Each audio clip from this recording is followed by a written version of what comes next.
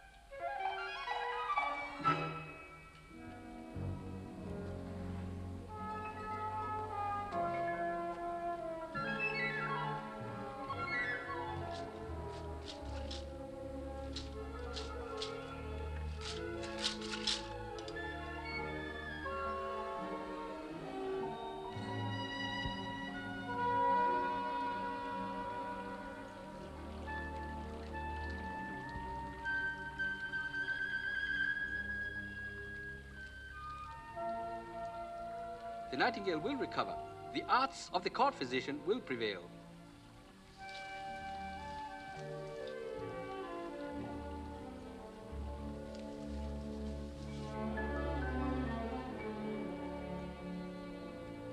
Only yesterday I listened to its song.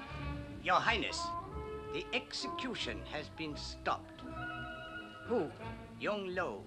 Your Majesty?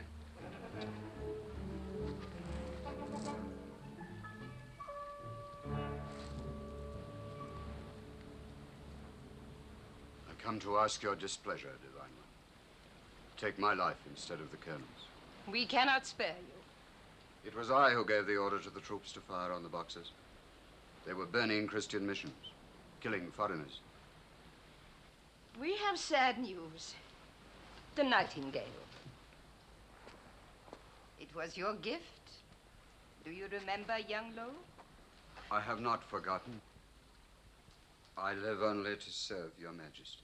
And how does the General's attack on the Boxer patriots serve Her Highness? If the Boxers remain unchecked, a dozen foreign armies will descend on China. We are tens of millions. Let them come. Does the Empress believe that where the Imperial army has failed, the swords of the rebel will succeed? Our gods are with the Boxers. The voice of the nightingale is still. I hear only the sound of crows. Your Majesty,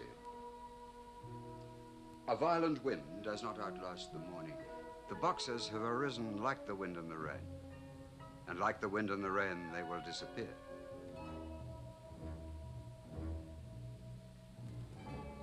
May the Boxers be guided by the will of the gods. About the Colonel, Your Majesty, let his end be a sign to the people and a warning to the foreigners.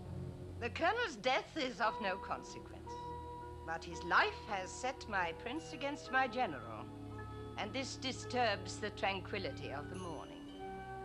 Let him die for this offense.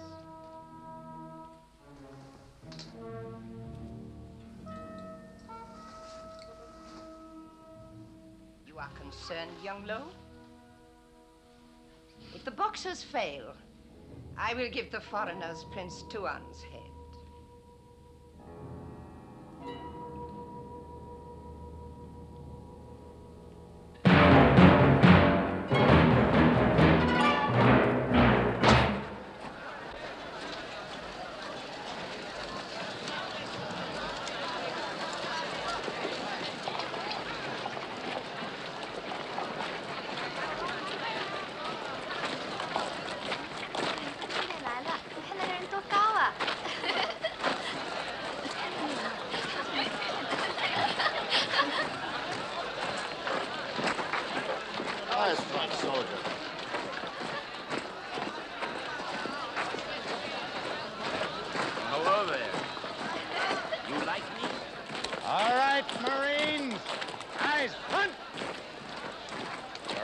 In Peking, capital city of China. This is an ancient and highly cultured civilization. So don't get the idea you're any better than these people just because they can't speak English. A few words of Chinese will go a long way. Repeat after me. The word for yes is shit. Shit! The word for no is bullshit. Bullshit! Remember, it's just the same here as anywhere else in the world. Everything has a price. So pay your money and don't expect any free samples. Yes, sir!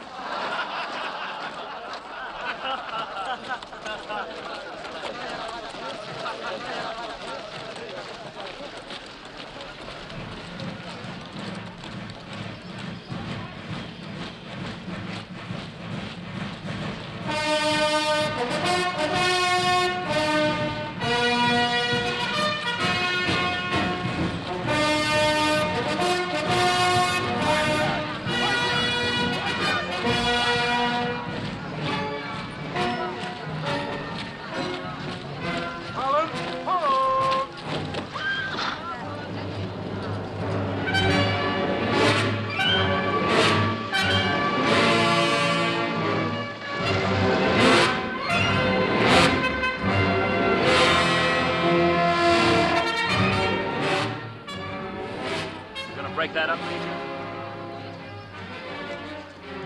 You can stay right here. Murphy! Yes.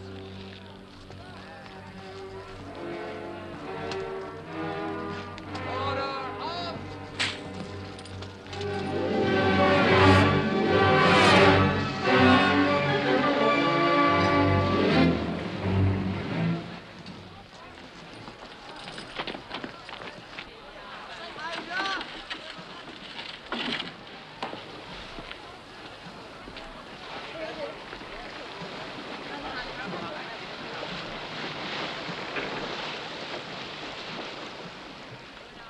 Ni hao. Please tell the Boxer chief I'd like to do business with him. I want to buy that old man. It is British. You're American. $20.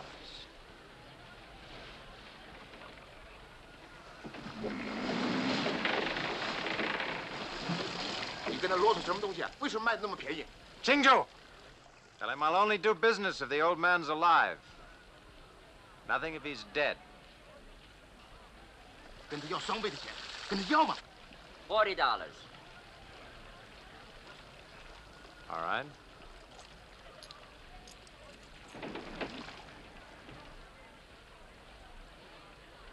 He's dead. But he say you must pay anyway because you've spoiled the ceremony. Nothing doing. $20.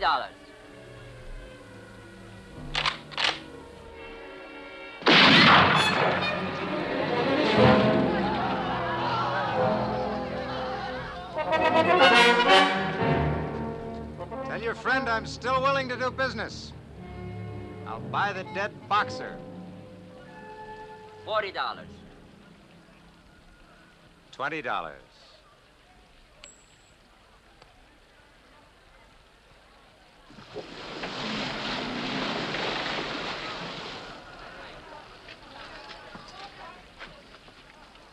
Did you fire that shot? Yes, sir. Nice shooting, Sergeant. Thank you, Major. That'll cost you $20 out of your pay. Fall in! Hooray, fling!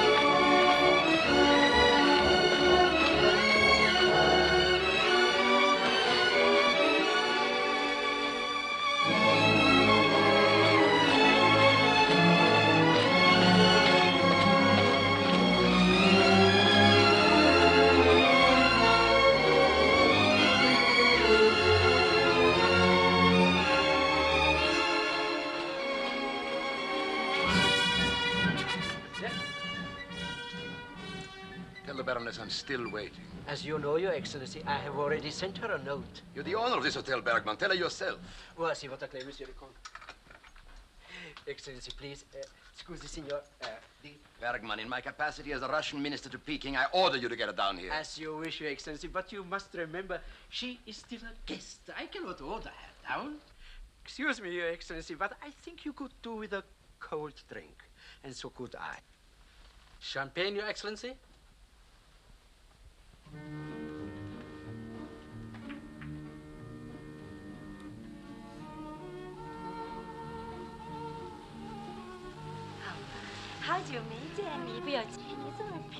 Natasha. Baroness Ivanoff. Yes, Sergei. It's not enough that you keep me waiting. Now you choose to ignore me. You're a little nervous, Sergei. I suggest something cool to drink. For all of us.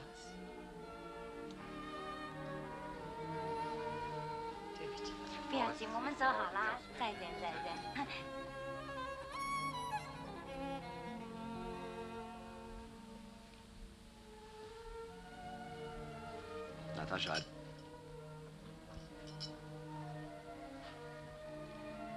I try not to talk about the necklace. But you are talking about it. I'm talking to you as the Russian Imperial Minister to Peking, but... Please, Sergei. Just speak to me as my brother-in-law.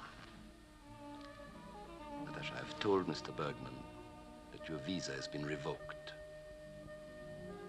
Consequently, you have no right to remain in this hotel, Peking, or for that matter, anywhere in China. You're legally non-existent. You frighten me, Sergei. Where will you go? To your Chinese friends? You must hate me, Sergei. You're wrong, Natasha. I do not hate you. Please leave. You're a fool. My conscience is clear. But you have lost everything. You will end up naked in the streets. Not entirely naked. I'll still have the necklace.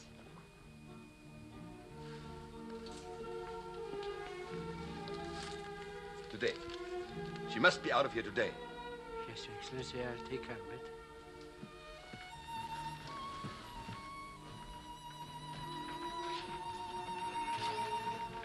Good afternoon, sir. I hope I get one of the rooms with a bath this time. I'm sorry, sir. Did you have a reservation?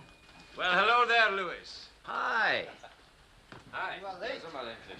When did you get in, Colonel? This morning. What kept you so long? We had a walk the last 10 miles. The railroad isn't running anymore. Gentlemen, the railroad isn't anymore. Major Louis. Bergman, haven't you got a room for me? Our rooms are taken.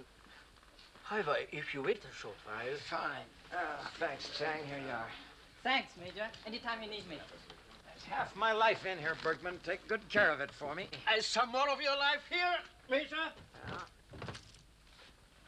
yeah. Let me use your wastebasket. Well, that's 6 months. Open a letter, you have to read it. Read it, you may have to answer it. Luis! Ah, Carlo. Carissimo. Capitano. You're late. What kept you so long? I lost 2 men. Had to stop to bury them. Come on, Andy, let's get something to drink. Right. Why don't you try to get a room here, too, Andy? I want to look up the kid. Maybe find a place closer to her. Oh, yeah. Your little girl. How old is she now, anyway? 11? Well, I guess she's 12 already. It's rough on her. No mother and practically no father. What else can I do? Now she's with a French mission with a bunch of Chinese orphans. You're better than most fathers. At least you try to see her when you can. Yeah, but leaving her in a mission. It's not my idea of how to raise a kid. What do I do? Take her back to Illinois with me? How would a half-Chinese kid make out in Illinois? I'd treat her like a freak back home. No, she's better off here among her own kind. You really think so, Matt? Sure. May I have your key, Baroness? I must have a room for the American office.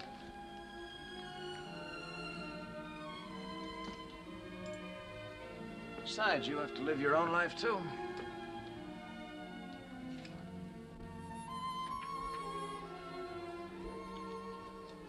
Excuse me, I just had an invitation.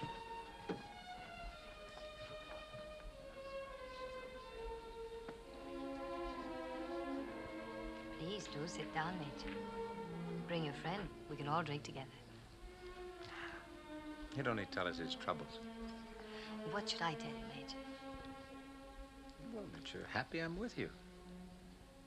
Are you always this direct? I'm a Marine, ma'am. I don't have much time. How much time are you allowing for me? Now. Oh?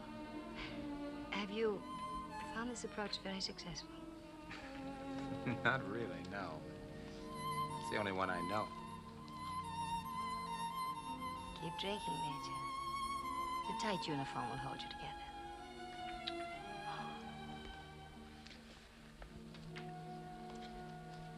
Clever women make me nervous. Oh, no, please.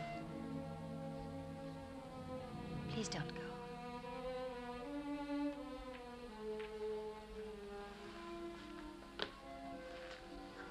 What can I offer you? My life? My room. They just gave it to you. Is that too much to ask? No, my life isn't worth much, but hotel rooms in Peking are at a premium right now. Do you always offer your life to strangers? To a soldier, strangers make the best friends. But I'm not in uniform, Major. I like things fine just the way they are. Major Lewis. Major Lewis, sir, a British orderly to see you. British Minister's compliment, sir. He wishes to see you. He told me to tell you, sir, that your minister, Mr. Maxwell, is in hospital, but he's been authorized from Washington to act for him. Oh, fine. Tell him I'll be right along as soon as I get cleaned up. Yes, sir.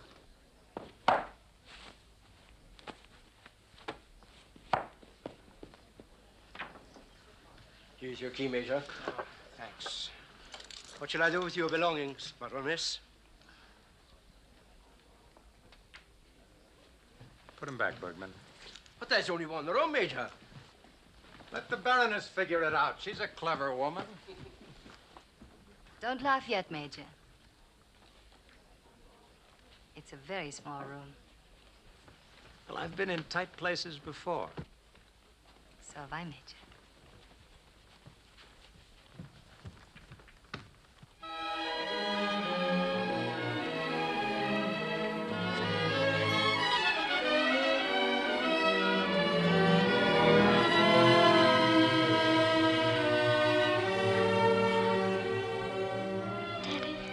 Teresa.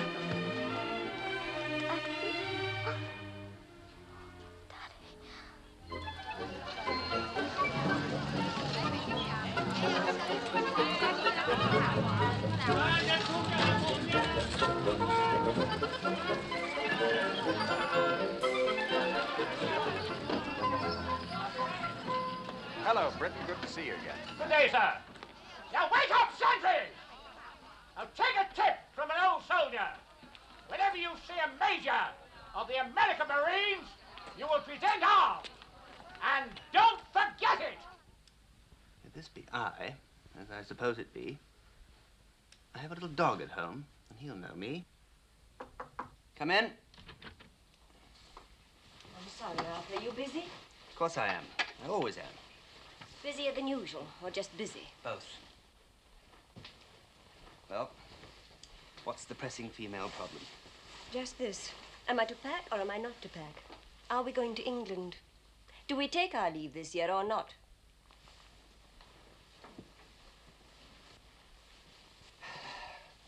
I don't know. You don't know. So why don't you just pack, and then if we don't go, all you have to do is to unpack.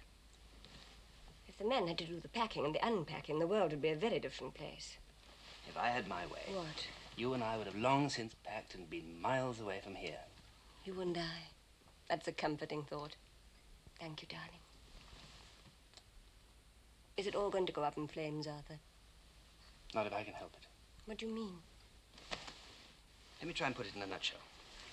If I encourage the policy that the great powers should be tough with China, that will bring about a situation where China will become just another battlefield for the great powers to fight over.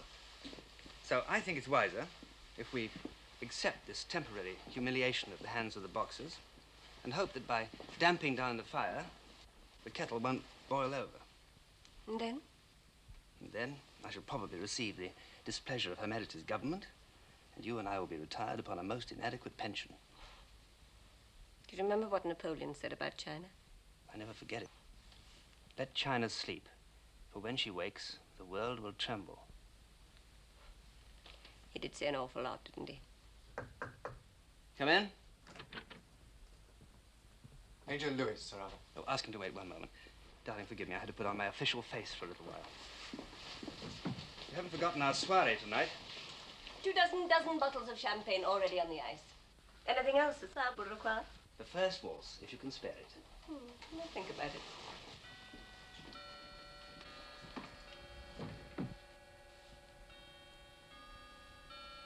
Philip?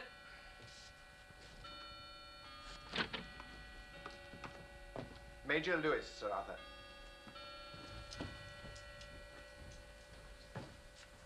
Major, do you want to stand up or sit down or walk around the room? Personally, I'm going to walk around the room, but you please yourself. I have a most unpleasant task to fulfill.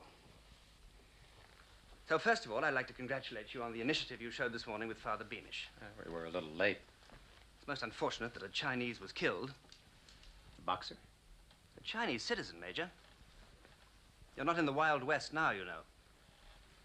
You don't go around shooting Chinese like you do Red Indians. No, sir. And secondly, I want to warn you that any repetition of your irresponsible behavior could very easily involve the last remaining members of the human race in a conflagration of considerable proportions. I understand. And lastly, since your own minister is suffering from what might turn out to be a diplomatic illness, it's I who have to tell you that your presence in this city is no longer required. No longer required by who? Major, I am just relaying a message from your own legation. Personally, I'd be delighted if you stayed. Yes, sir. Look, I suppose you know all hell's going to break loose here. If all hell is going to break loose, it will not be because we have provoked it. So we'll all just walk softly and hope for the best. Even if we walk on our knees, we can't stop this. I have just marched 70 miles from Tenzin. There are boxers everywhere. They're killing every white man, especially missionaries, and every Chinese Christian they can find. And the Imperial Army isn't lifting a finger to stop them. The Boxer bandits have been with us for years, Major. It could be that you're unnecessarily alarmed. Well, the next time I see some bandits murdering an English priest, I'll try not to be alarmed. I've been a soldier myself, Major. I understand exactly how you feel. But as a diplomat, I have to try and look at the larger picture. I wouldn't know about the large picture. I just do a job patrolling the rice paddies out in the back country. But I know this much. If the Boxers get as far as Peking, you're going to wish there were more soldiers in these compounds and less women and children. Well, now we both had our say.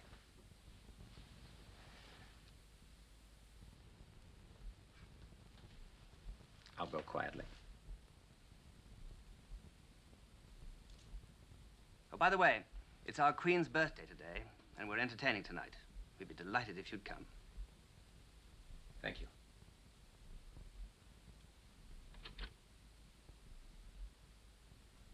I won't leave him behind. I'll pack him in my case. Don't be silly, Tommy. He'd suffocate. What's that? He wouldn't be able to breathe. It's only for 5 weeks. Come on. Let's go and see Father. May we speak to you, Father? It's very important. There are no secret negotiations in progress at the moment. What's the problem? Mother says we can't take Ming back to England with us. I won't leave my dog. He's my dog. Who feeds him? Who taught him to sit up? He's mine. I tell you what, we'll cut him exactly in 2, and you'll each get half. Oh, Father, don't play King Solomon. I tried.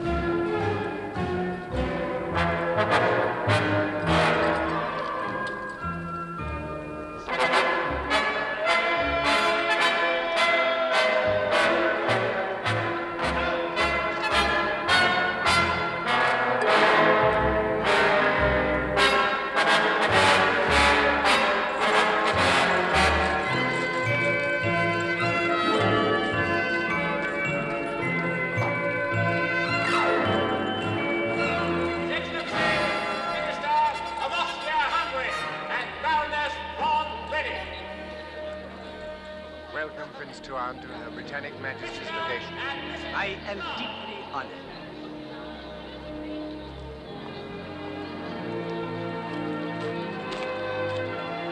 His Imperial Highness, Prince Flora.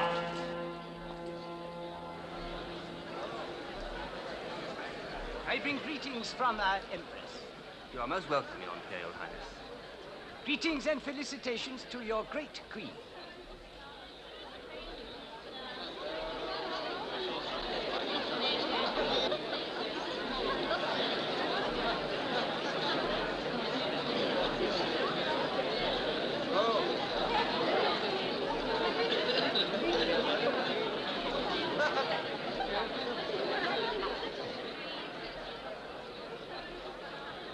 May the Lion of China and the Lion of Great Britain live in peace forever.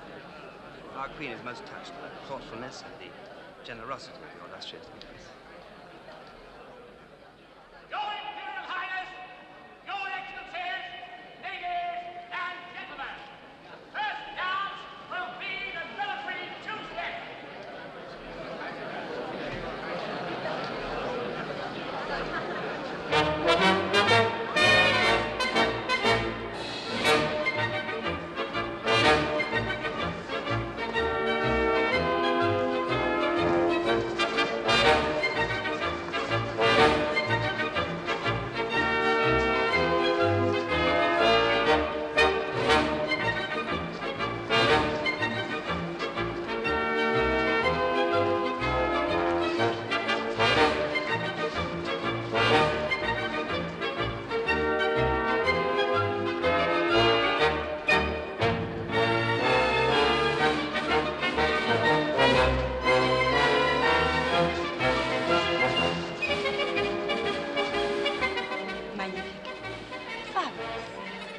Should be around my neck.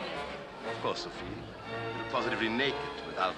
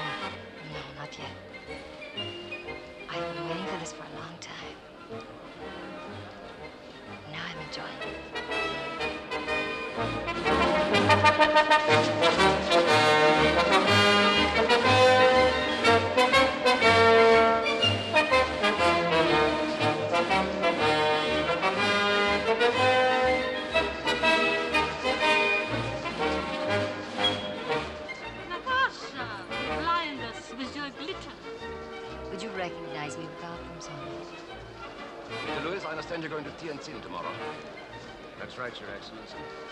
There's a Russian woman here who has no transit visa and wishes to leave Peking. Anyone we know, Sir there? Naturally, it would be in her interest to get to know you. Might be the only chance to reach Tianjin. It might be. If you disregard this, I assure you the Russian government will remember this conversation.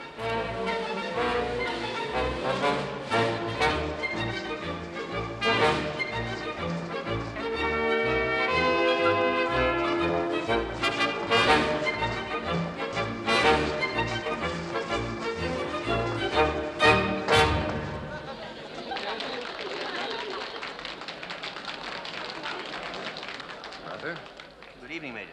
Lady Robertson. I've been wanting to thank you personally, Major Lewis, for trying to help poor Father Beamish. You know the Baroness? Yes, of course. It's been a long time, hasn't it? I know that my husband has already thanked you. Yes, I have already expressed my gratitude. Sir, may I present the Baroness Ivanoff and Major Lewis? Your Highness? You must be the American who had the unfortunate encounter with the boxers this morning. afraid it was the British missionary who had the hard time, sir. The Chinese government is most distressed, but you must not conclude that all Boxers are bandits. Most of them are harmless vagabonds, entertainers in the marketplaces, much like the gypsies in your country. In fact, Sir Arthur, I have taken the liberty of bringing such a troop to entertain your guests tonight. Boxers? Here? With your permission. Of course, Your Highness.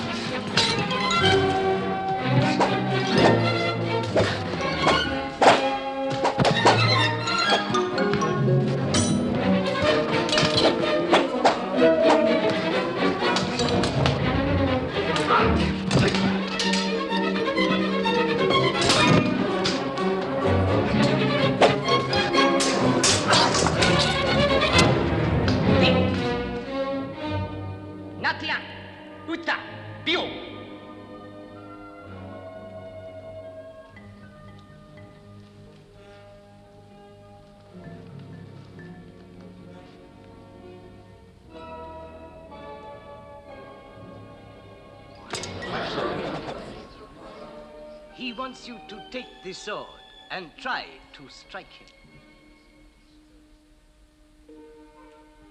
Try it, Major. Seems to be part of the performance.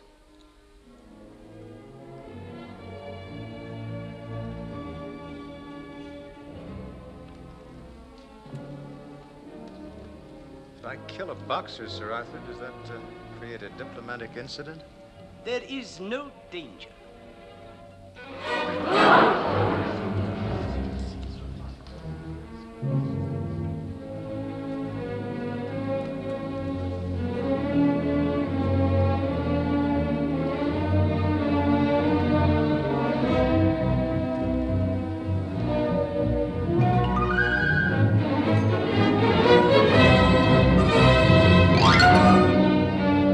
I think you made your point, Major. Not quite.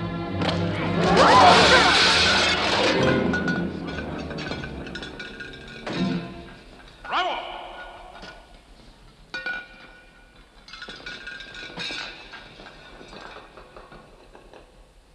I guess he wasn't a true believer. It seems, Sir Arthur, it is your troops who are invulnerable. You must forgive us, Your Highness, but the Major does not seem to understand that here we must play the game according to Chinese rules. I apologize, Sir Arthur, but I don't think His Highness came here tonight to play games. Good night.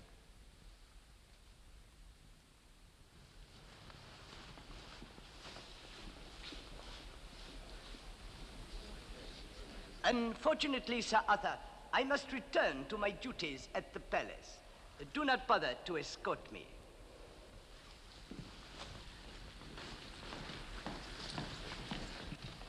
Ladies and gentlemen, the next dance will be a waltz.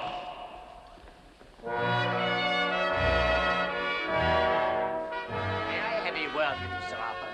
Not only an insult to the British, but an affront and a challenge to all powers. A full report of this outrage will go to the Kaiser himself. I just want to assure you, gentlemen, that Her Majesty's government is not unduly alarmed by this Boxer invasion of the British Embassy. I shall personally lodge a complaint with the Chinese Foreign Office in the morning. And what are you going to do, Sir Arthur? I don't know what all of you are going to do, but I intend to have a glass of champagne.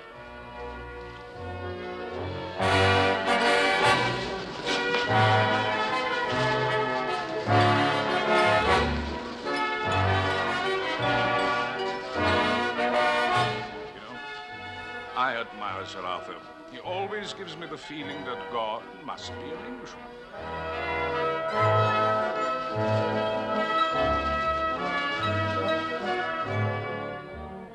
We go and we go, but we don't get anywhere. Why don't we just go back to the hotel? Are you tired, Major? Tired? No. Ready to turn in, maybe. Have you ever been inside this temple, Major? I think we could get a better drink at the hotel.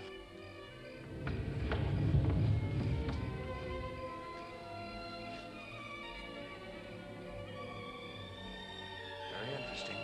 Can we go now? But we haven't had our dance yet, Major. Shall we?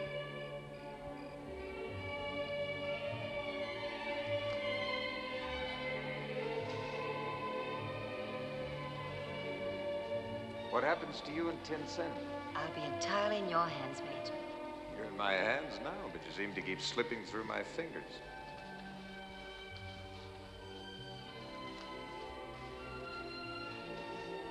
You know, I think I'll get you to take me to San Francisco with you. No? Why to San Francisco? Well, isn't that the place where they found all the gold?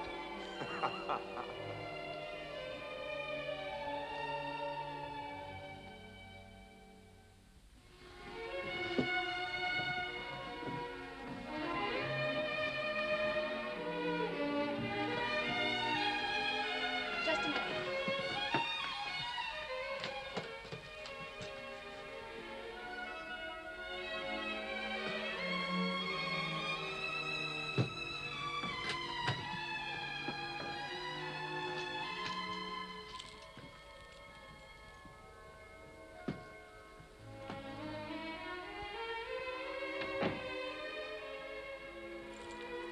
What's a trinket like that worth, anyway?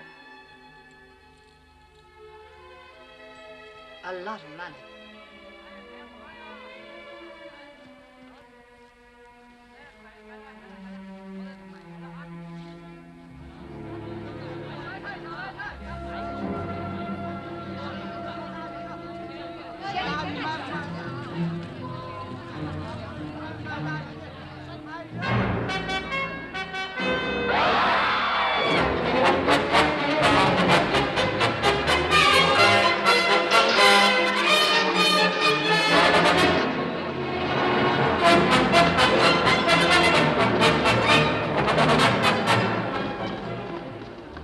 Looks like we won't be leaving today after all. They just killed the German minister. But, Matt, we must leave. I have to leave.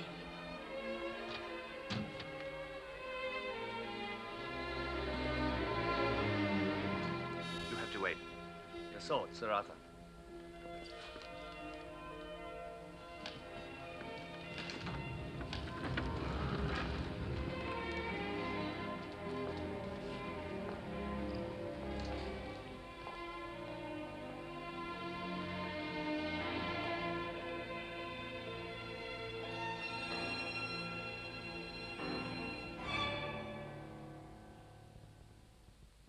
You are well, Sir Arthur? I am well, if you are well, Your Majesty. We are pleased to receive you. Your Majesty does me great honor. We have been informed of the unhappy death of the German minister. The Boxer bandits will be dealt with. But the anger of the Chinese people cannot be quieted so easily. The Germans have seized Kiaochou. The Russians have seized Port Arthur. The French have obtained concessions in Yunnan, Guangxi, and Guangdong. In all, 13 of the 18 provinces of China are under foreign control. Foreign warships occupy our harbors. Foreign armies occupy our forts. Foreign merchants administer our banks. Foreign gods disturb the spirits of our ancestors. Is it surprising that our people are aroused? Your Majesty will permit me to observe that the violence of the Boxers will not redress the grievances of China. China is a prostrate cow. The powers are no longer content to milk her, now they are butchering her for her meat. If China is a cow, Your Majesty, she is indeed a marvelous animal that not only gives meat as well as milk, but at the same time grows stronger. She's learning new arts of peace from the West. But China's greatest virtue is her patience. And if she will exercise that now, she will achieve everything. And if not? If not, if the counsels of violence and impatience prevail, then the blood of millions will be shed and the agony will be prolonged. Please go to the window, Sir Arthur. There is something I have arranged for you to see.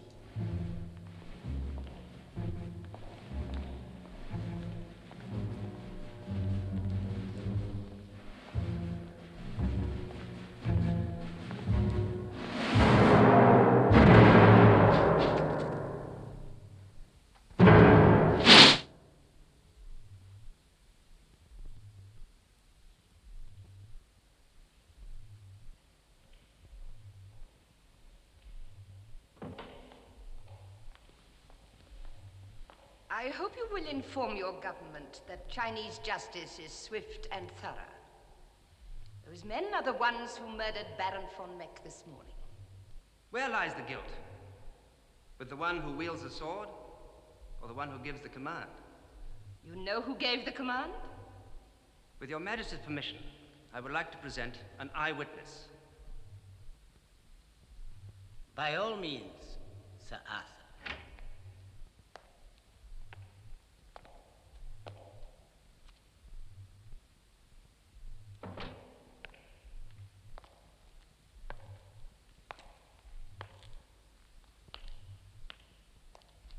Major Lewis, Your Majesty.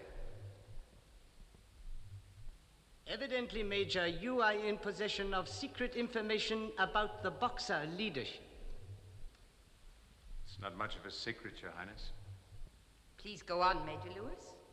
I saw the man who commanded the Boxers this morning. The one who ordered the attack in the German minister. You would know him? It was Prince Tuan. You believe this story, Sir Arthur? I do, Your Majesty. And you have come here to ask us to take action against Prince Tuan? I have come here with the truth. The truth that is already known to the German government and to all the other powers. We reject your truth, Sir Arthur, and your protest. We are pleased to inform you that Prince Tuan is our closest and most trusted advisor. Only this morning we appointed him to head the Foreign Office. For our part, Your Majesty, Great Britain wants nothing more than continued friendly relations with China. Because of the protracted drought, because of hunger and unrest among my people, because of the merciless demands of the foreign powers, the situation in Peking cannot be expected to become tranquil.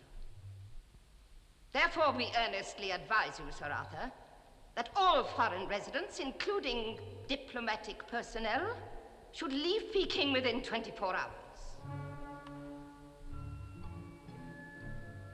Is Your Majesty informing me that she is severing diplomatic relations with all the powers? Not at all. Her Majesty was clear enough. Her Highness is offering informal advice for your safety and protection. I'm in favor of that. Major Lewis. She can't control the Boxers. We'd better get out before we're wiped out. Prince Tuan, you will be responsible to see that these gentlemen are escorted safely to their legations. We might do better on our own.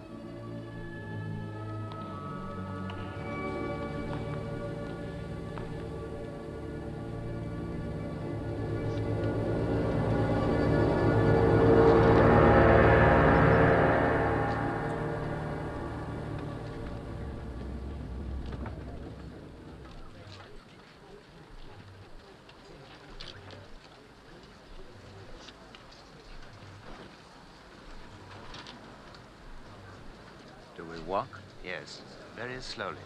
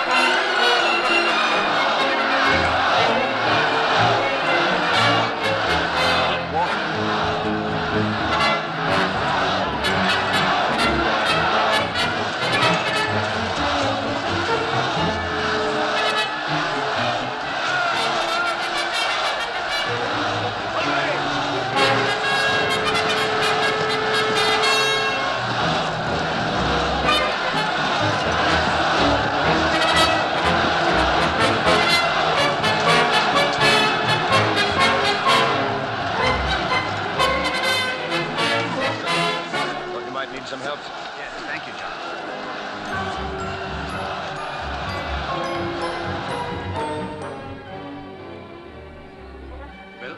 Count the votes. You're waiting for the American minister. Ah, Mr. Maxwell.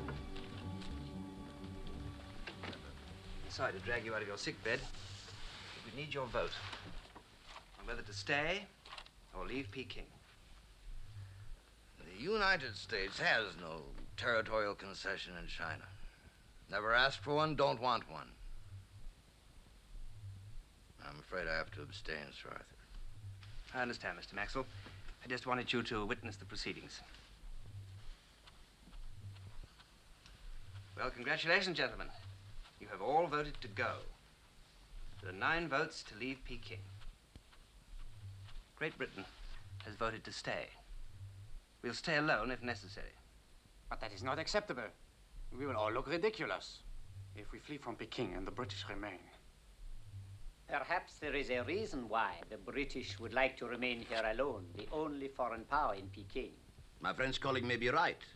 Perhaps Sir Arthur has some private information? I have made my position absolutely clear. Admiral Sidney is already on his way to Peking with a force of several thousand men. He will be here at the most in 9 days. In the meantime, I, for one, have no intention of displaying fear of the Boxers, nor of handing a victory to Prince Tuan. If the British stay, the Germans stay. Surely, Sir Arthur, you realize that we here must make a decision in the interests of our thousands of civilians. Do you wish to be the one man who's standing in the way of their safe evacuation? I have, of course, appreciated the risk, Senor Goodsman. But I believe, if we all stand united, that the Chinese won't dare mount a serious attack upon the representatives of the 11 great powers. And if we do all stand firm, we may preserve peace in China and indeed in the whole world. Perhaps you are right, Sir Arthur. If the other powers decide to stay, Austria will have no choice. Congratulations, Sir Arthur. It seems the British have won another bloodless victory. I take it you have now unanimously decided to stay. I shall report in my diary that the first vote was 9-1, and that in a friendly spirit it was then decided to make the decision unanimous. Well, if that's decided, gentlemen, I suggest we call in the military.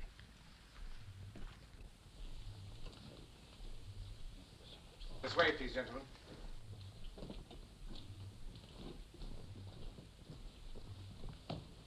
Sir, Colonel Shiba will give the majority report. Considering the military aspects of the situation, we have agreed that with fewer than 400 men to defend a perimeter of over 2 miles, the position is untenable. We recommend immediate evacuation. The ministers have decided that for political reasons we must remain. So you will have to defend the area to the best of your abilities until Admiral Sidney's relieving force arrives. Sir, what if the relief column doesn't make it? They have to cover over 70 miles through hostile territory. We will consider that situation if and when it arises. There are 5 main defense sectors. The wall, defended by the Germans and the Americans. The west end defended by the Russians. The British legation, the Fu, held by the Americans and the Japanese. And the east end of Legation Street, which is held by the Italians and the French.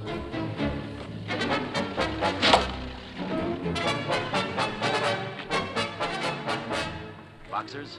Yeah. Where are they? Where the hell are they? They're all around us. Don't be nervous. It's their purpose. Once the shooting starts, you will see them. Every one of them will be outside that wall. He was nervous. No. No, you can't have them. Sarah, we agreed. We need the books for the barricades. I thought you'd be the first to understand. Not the complete set of the Napoleonic Wars. Mother just sent them to you for your birthday. I have a confession to make. French history bores me. English history.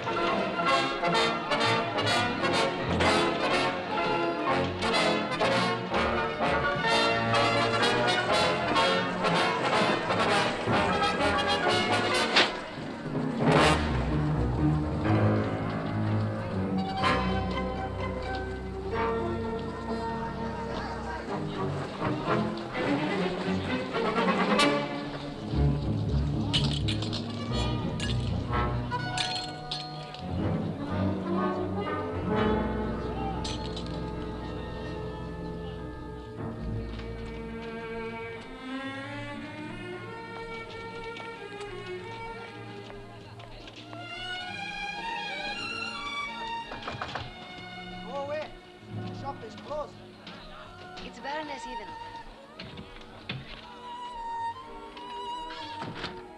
I thought all doors in Peking had been closed to me. That I'd lost faith in the Chinese streets.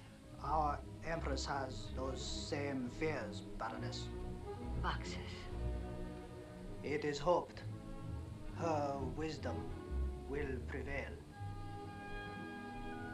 I have your message, old one. Your friend thinks you should leave Peking. What friend, old one? General Jung-Lu. It was not possible before. Your husband's brother would have accused us of meddling in Russian affairs. And now? Now? It makes no difference. There will be a Boxer attack. If you should disappear in the first confusion, who will be left to point a finger? At 5 o'clock this afternoon, the fighting will have begun. You will meet a man at the corner of the French legation. He will be wearing a green peasant jacket. You will be there?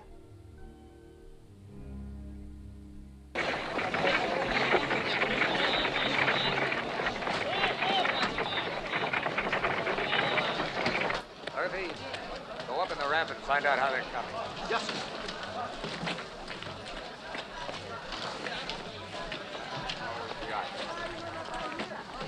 Sergeant! Make those men get their backs into it.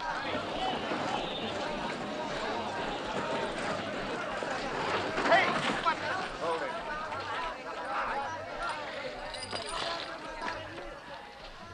Where do you think you're going? I'm getting out of Peking.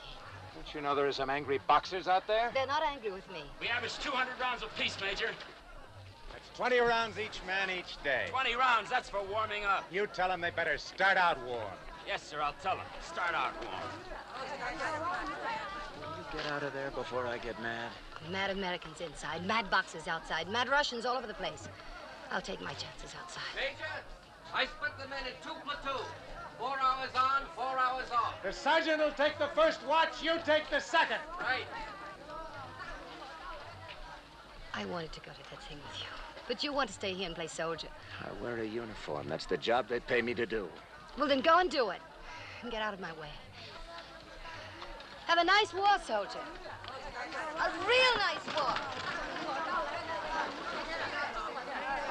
Where do these go, Major? Well, where do you think they go? Get up in that wall!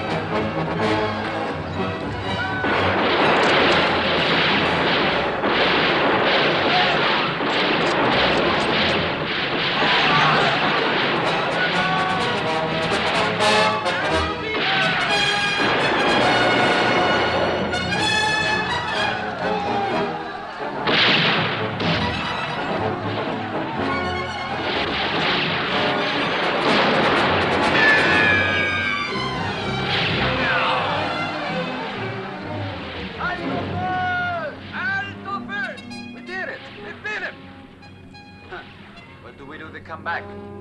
We used more than half our ammunition today. How good are you with a slingshot?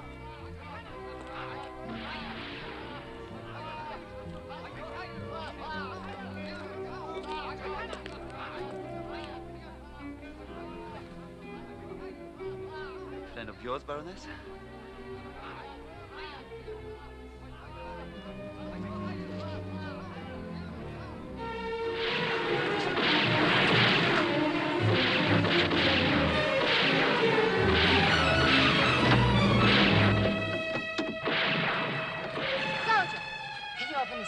You can't go through there, man. There are Chinese on the other side. Well,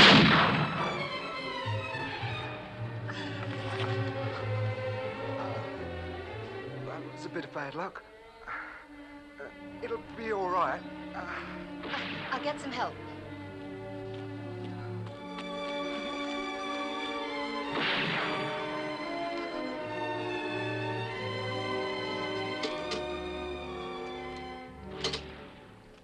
Well, what do you make of her, Major? Well, Father, this is quite a weapon. What would you call it? Well, you might say she's a cross between an alligator and an ostrich, but we call her Betsy, after the Dowager Empress of China. We found this old German gun barrel and some Russian shells of approximately the same caliber. The gun carriage is Italian, and the wheels are French. And that boy over there is fool enough to say he'll fire it. I wonder if it'll be safer in front or in back. The point is, where's Betsy going to be fired? Well, we need to use British legation. We're exposed on both sides. We've got Major Lewis, sir. Captain Marshall wants you. What's up? Chinese are on top of the wall, sir. That's what's up, sir. Well, now we know where Betsy goes. Here, over here, you.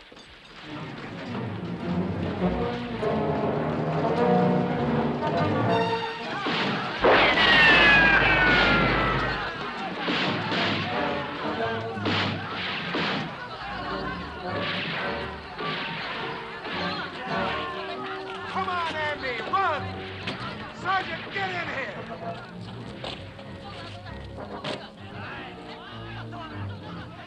Take cover, damn it!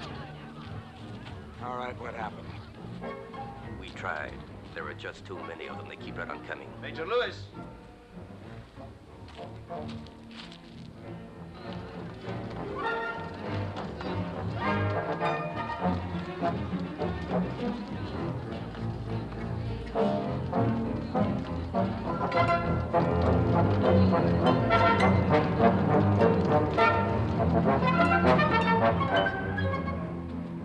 How many did we lose?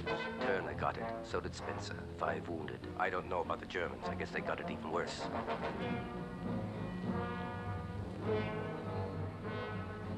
I don't know why they don't rush us right now. We wouldn't stand a chance here. Maybe they think we've got millions of men and tons of ammunition. Well, come morning, they'll think different. They'll roll down those ramps like Niagara Falls. We gotta get them off this wall. We can't. Andy, if they stay there, they can shoot down into the whole legation area, like fish in a barrel. Either we get them off the wall, or we might just as well open the gates and let them in. You get the French priest and meet us in the legation. Right.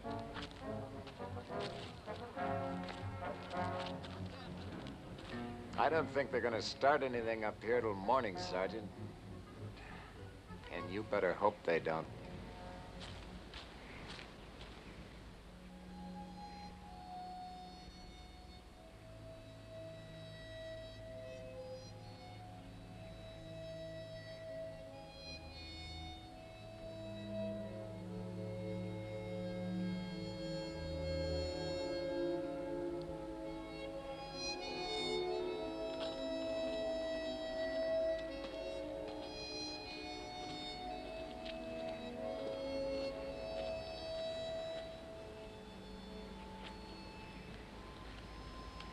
No sign of activity, No, sir. I think they're all asleep. Aye, well, we'd better not be, Sergeant. You'd better wake them all up. Yes, sir. Wake up. Guten Morgen. Bonjour, bonjour. Buongiorno.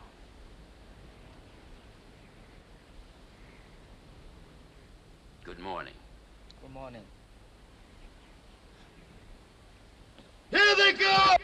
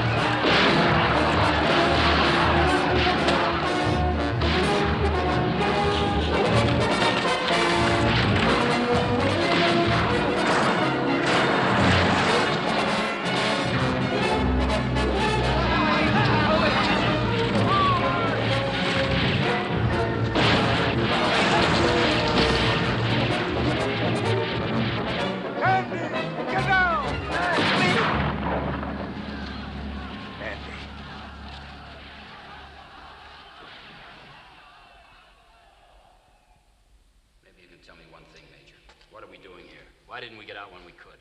I don't know, Harry. I really don't know.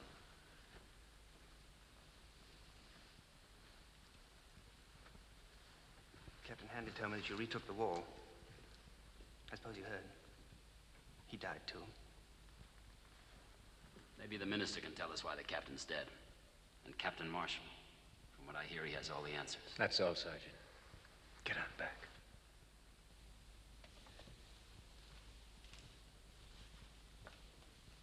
He's a good soldier when he knows what he's fighting for. It's easier when it's something you can see. A wall, a hill, a river.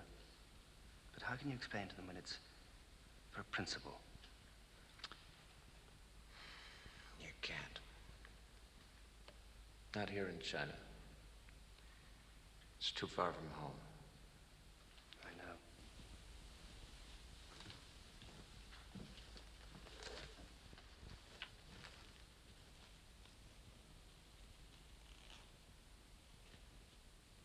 Help me, somebody! I won't stay. Don't want him to take my leg. I won't let them take my leg. Tell them. Hold on, soldier. Hold on. Don't want to live half a man.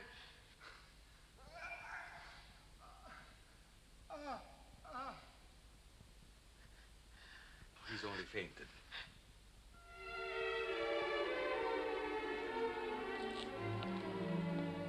You can go now. Can you save his leg?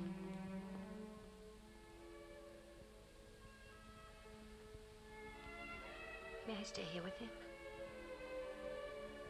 Your dress is a breeding ground for germs. Well, what are you waiting for? Get rid of it and put on a uniform. Thank you, Doctor.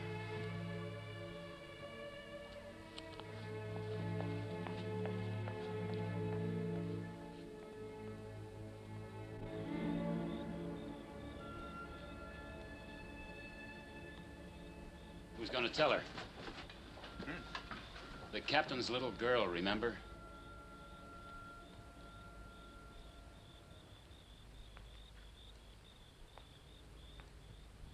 It's pretty late now. I guess we can tell her in the morning. She might hear about it from somebody else. That wouldn't be right. No, I guess not.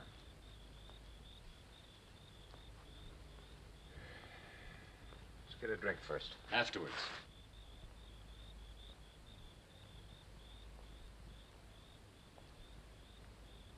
You coming? I gotta get back on the wall. Wait a minute.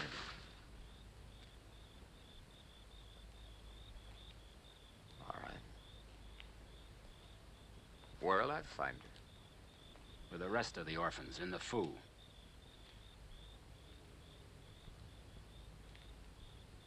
What do I tell her? Like she was your own, I guess. Tell her like you'd like someone to tell your own kid.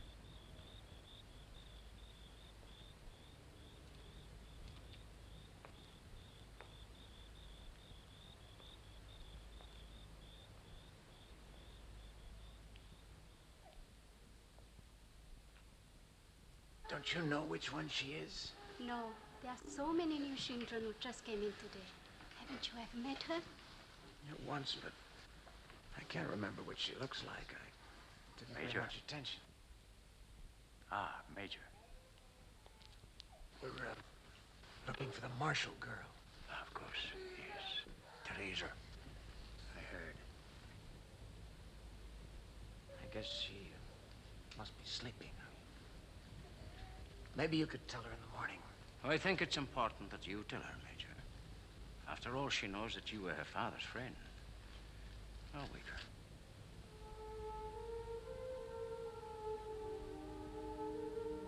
Ah, here she is. Here's someone to see you. A friend of your father's.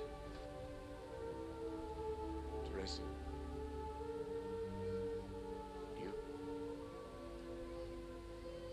Do you remember me? Yes, Major. I have something to tell you.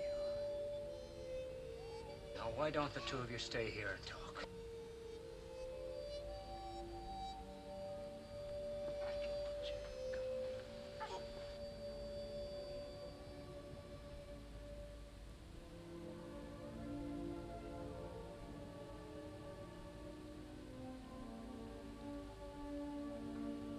I guess you know there's been some fighting.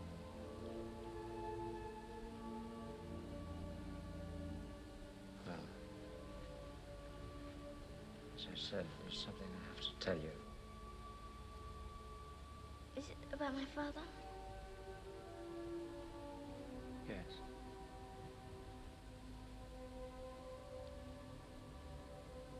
Is he dead? Did you know?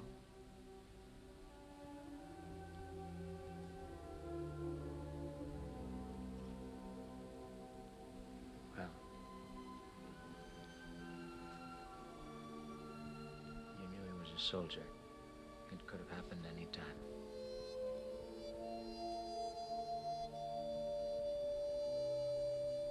You'll be taken care of.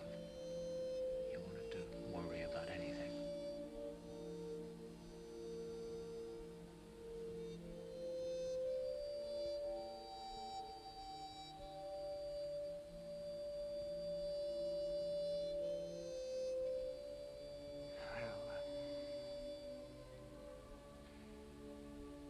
I guess you'll be all right now. Won't I be going home then? Home?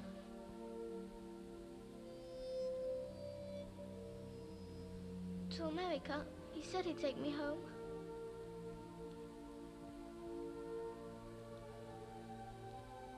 He did.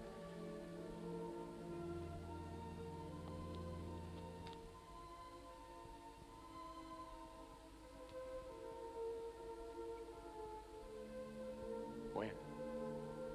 Every time. Just today again.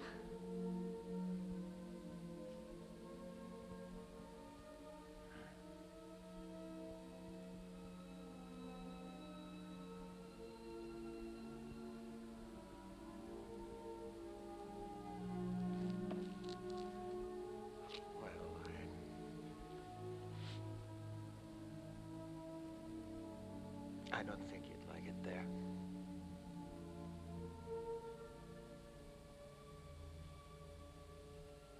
Everything's very strange. Things are all different there. The people and the food and the houses, the schools.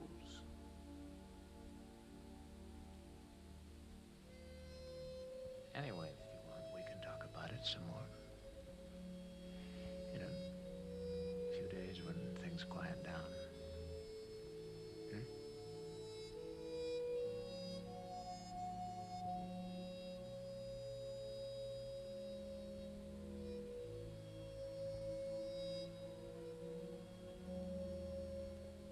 I promise.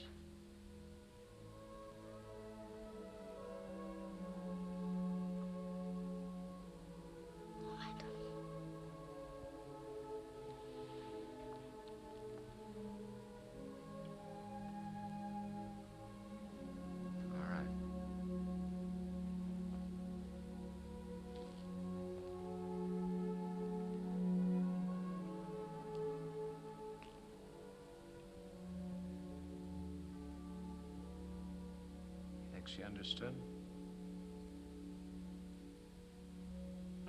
Mother dies, the child feels deserted.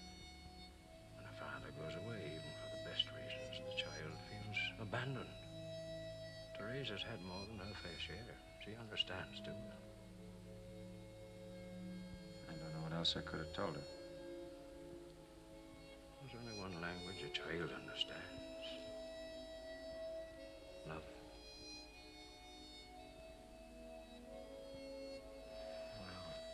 Not mine. Someone somewhere said that every man is the father of every child. But I suppose it's only true if you really feel it.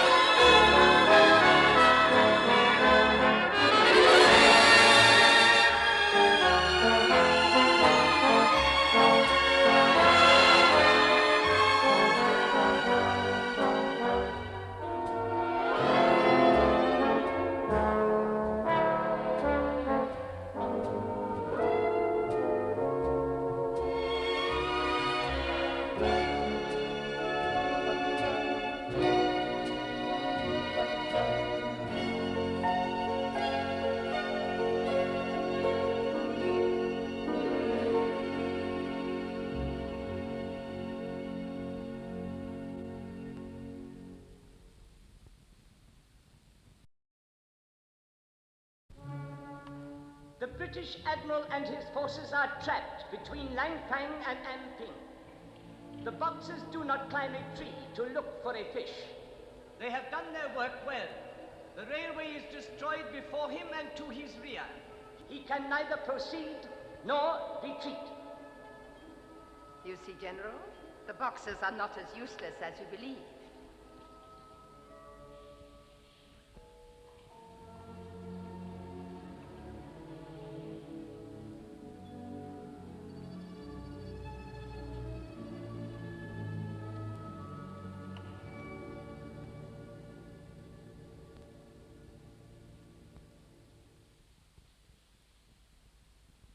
Your Majesty, it does not require courage or skill to rip up a few rails.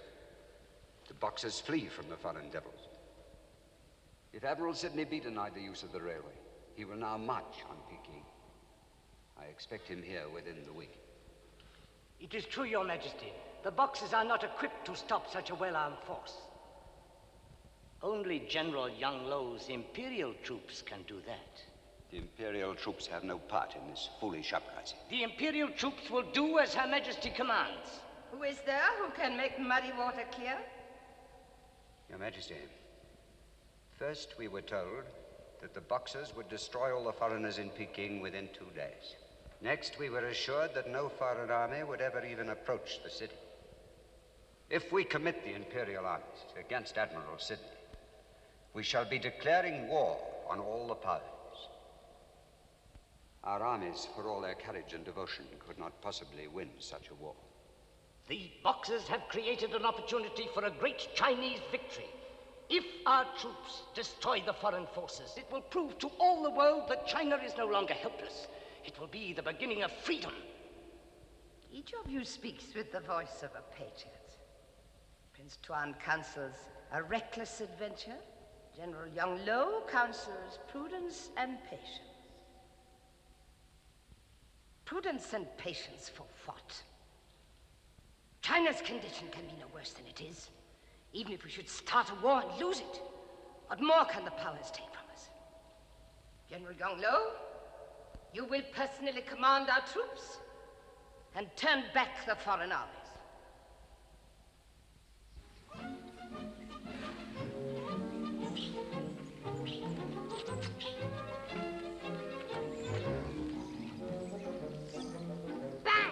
Stop it, Tommy. Go away, Tommy. You'll wake the baby. You can't talk. You're dead.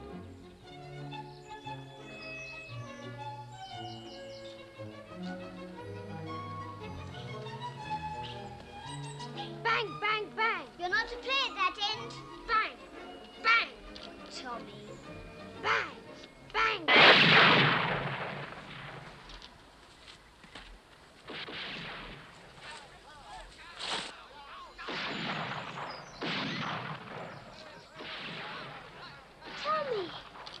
Guard, turn out! Follow me! Mummy, Mummy! Mummy, don't take me! Mummy, Mummy!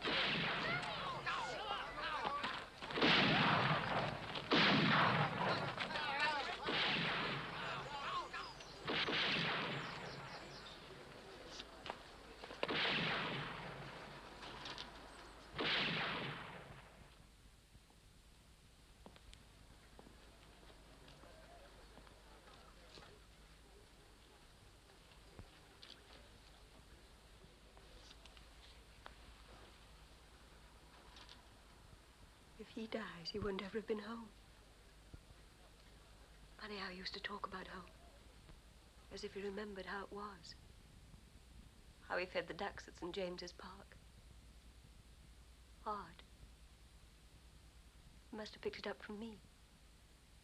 You never talked to him about home, did you, Arthur? Yes, I did, sometimes. No, I have the strangest feeling. I can't get it out of my mind. What? What is it? Do you think that if a child dies in a foreign place without ever having been home, that his soul doesn't rest? I think it goes into limbo. An enormous, empty Chinese limbo. And it wanders there lost and crying. He's not going to die. So why doesn't he waken up? The doctor says he's in a coma. He may not come around for several days. The truth is, he may not come round at all. He may never come out of it. Why? Why? How did he sin? Against whom? What's he doing in this foreign place? Whose ambition is he serving? Does the child die to serve the ends of ambitious and powerful men? Who will gain from his death? Who will be the happier for it? How many children must die? How many people must suffer before there's an end to all this? Don't you see that even the life of one child is too great a price to pay? It's too great a price to pay. Sarah, try to understand. Understand what? Tell me, tell me. The pain is not yours alone. Have you ever been to England, Baroness? Yes. Manchester? It must be very beautiful. I don't think you call it beautiful. But you know how it is when you come from a far place. Go to sleep now. You might dream of Manchester. It would be like a visit home. Count Litnov is a second cousin to the Tsarina. You cannot treat him like a common soldier. The bullet that hit him was not afraid of wounding a count. And the germs in his wound do not care if he's the first cousin of the Tsarina. He will be treated the same as any man in this hospital. Good day, Baron. I understand you're here early and late. True angel of mercy. The wounded man won't be nursed by anyone else. You have always known that I have a way with men, Sergei. Even the German doctor has fallen under your spell. You can't do without me. And the major? The American major? What do you want?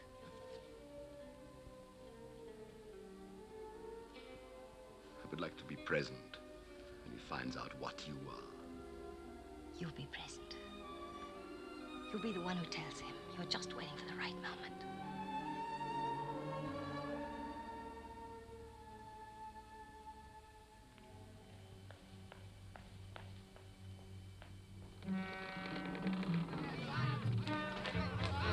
Where is it?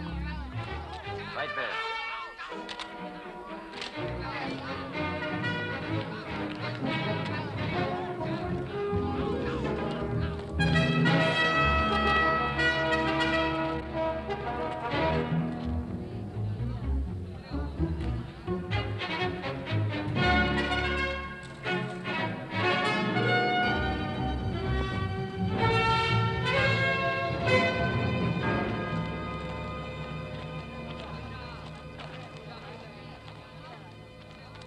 Open it up. Ouvrez la porte. There you are, Sir Arthur. I've got a message for you from Admiral Sidney. It's good to see you, Reverend Michelson.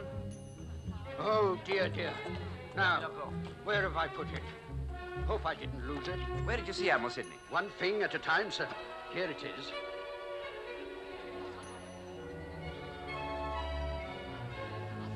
It's in code. I'll have to get it deciphered. Come with me. With a mixed force of 2,200 officers and men, I proceeded by rail as far as Anping. There I encountered heavy opposition from large forces of Chinese Imperial troops. I sustained casualties of over 10% and considerable loss of material. It was impossible to continue toward Peking. I have been forced to order a retreat along the Peiho River toward Tientsin. Signed, Harold Sidney. Doesn't he say something? No! About the future! What does he say?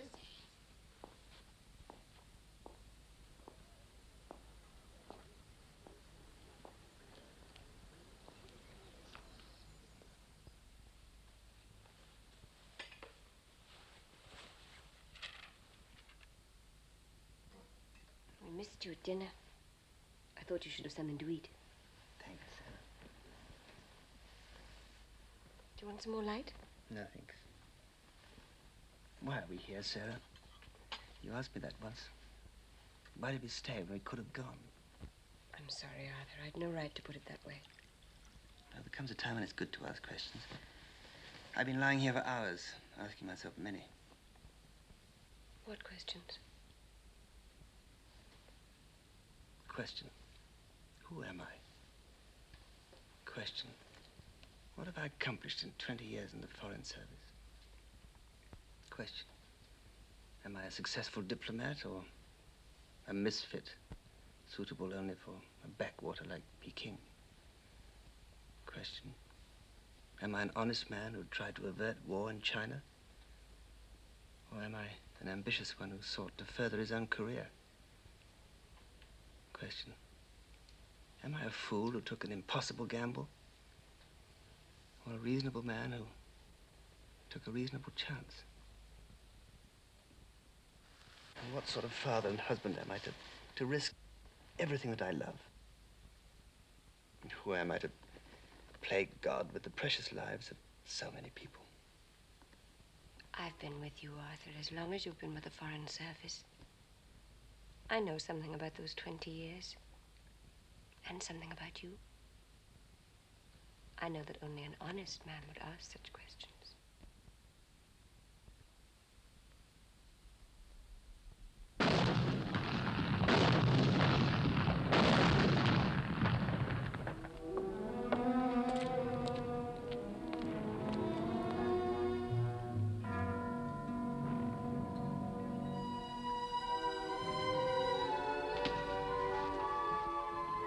Excellency, I was just leaving, Major.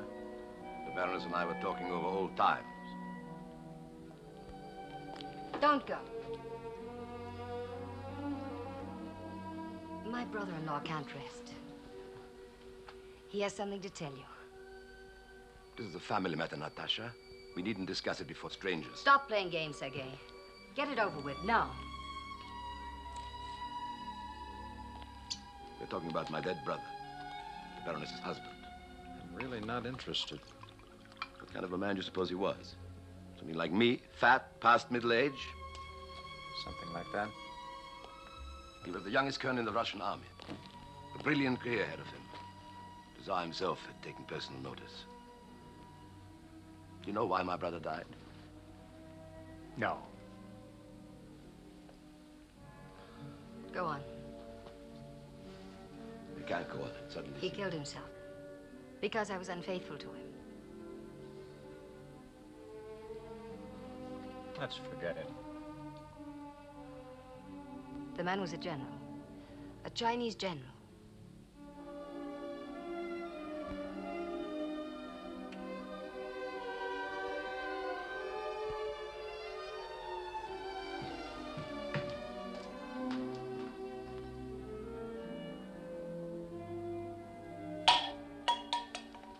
Can't you imagine yourself in love with a Chinese girl? That's not the same, is it?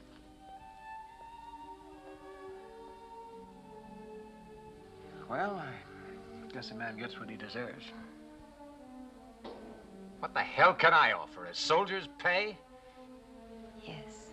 Well, a soldier's pay buys a soldier's woman.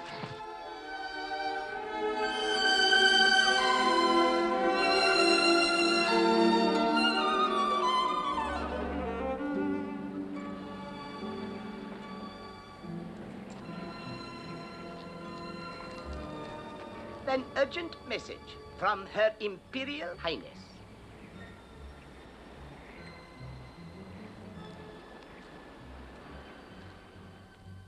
And therefore, in view of the unprovoked aggression by the armed forces of Great Britain, Germany, Russia, France, the United States, Japan, Italy, and Austria, under the command of Admiral Harold Sidney, the Imperial Chinese government demands the immediate and unconditional surrender of the armed forces of these nations in Peking, and the surrender of all their weapons. We will await your reply.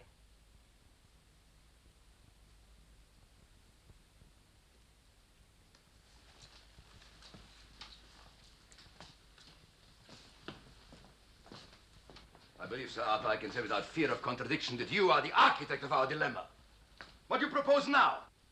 I think, gentlemen, You should know the military facts.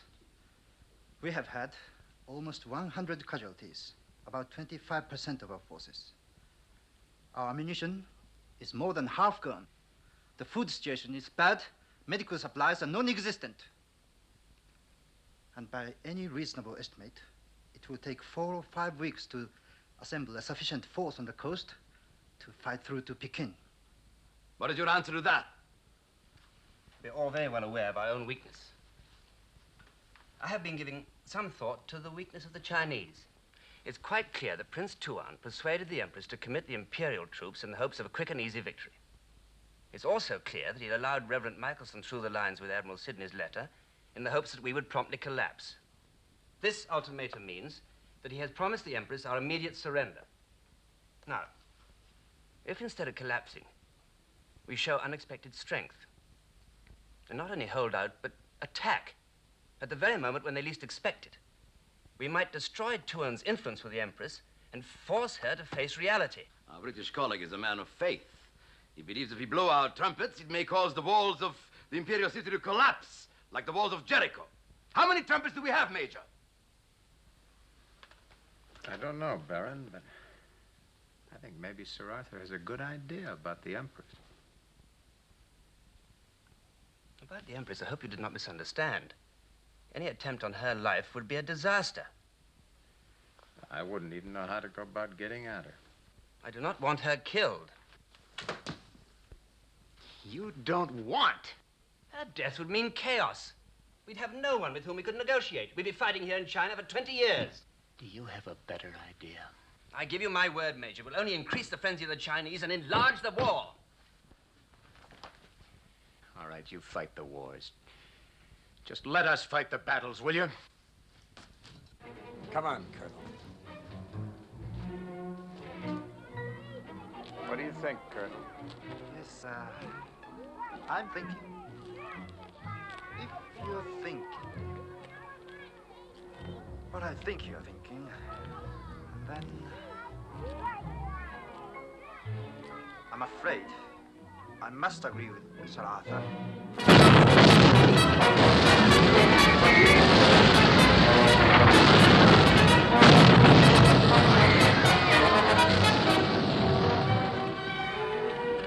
They're using the big guns now. That means the Empress has committed the Imperial troops. Get everyone into the compound. Here, Sergeant. Take the baby.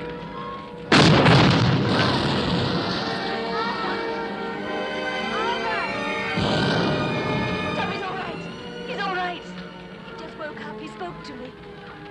He's going to live. He's going to live. Live?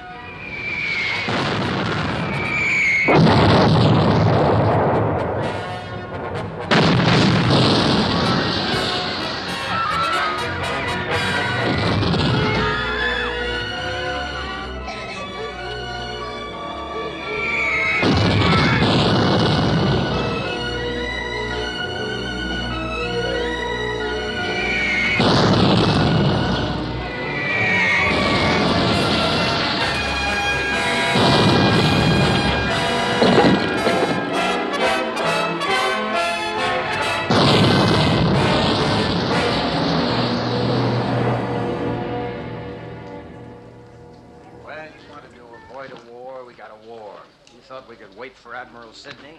Sidney's not coming. Now you think we should attack? Attack who? Whole Imperial army? And attack with what? 115 rusty guns? I just got word that Tuan is preparing an enormous victory celebration for the Empress in the Imperial courtyard for tonight.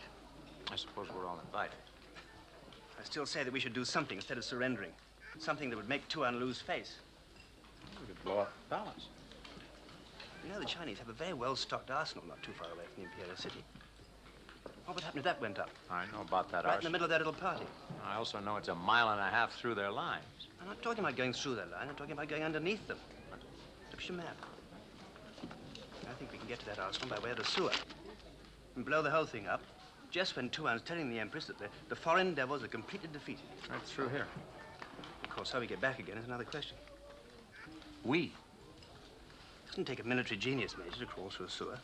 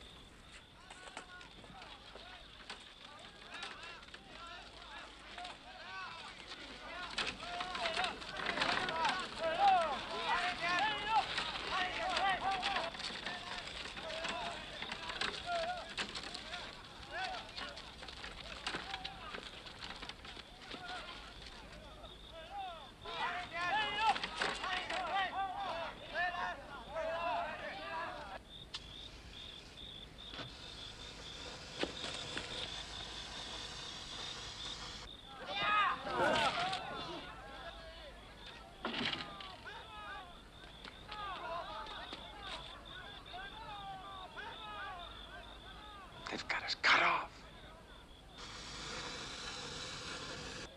That goes off now, we'll be blown sky high.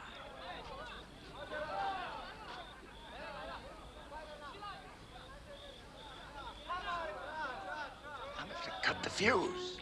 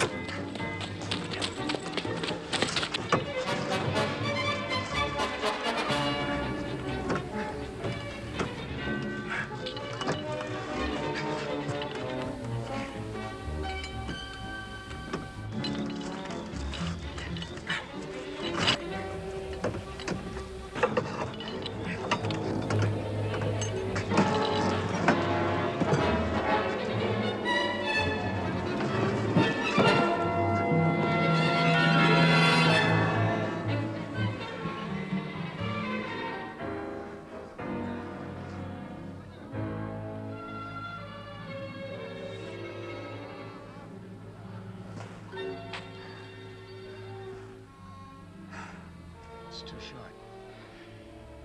If we light it now, we'll never get clear.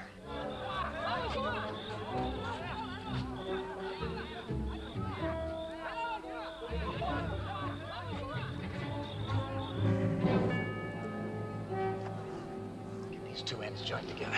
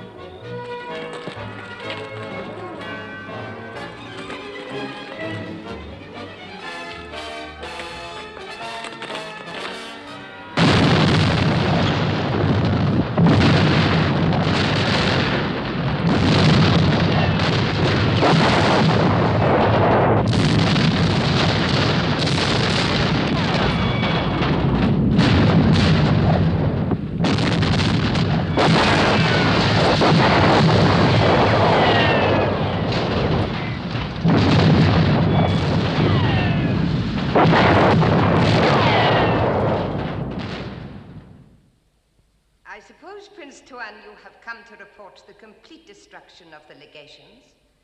This will be the 10th time since the end of the last moon. I have come, Divine One, to ask your Majesty's permission to impeach General Jung-Lu as a traitor and a friend to the barbarians. It is true, he turned back the foreign admiral, but he has guns the Boxers need, and he refuses to lend these guns, even though your Majesty commands it. Be silent. General Jung-Lu, despite the empty promises of the Boxers, the foreign devils grow stronger each day. Even the Forbidden City is no longer safe. There is no greater calamity than to underestimate an enemy. You will speak to the foreigners, Jung-Lu. You will explain to them there is no greater blessing than peace, no greater calamity than lightly engaging in war.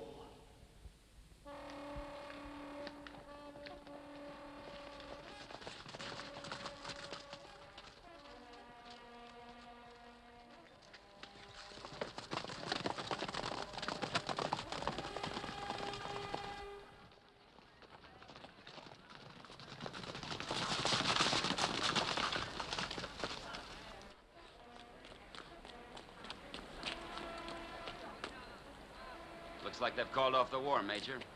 Throw down the line.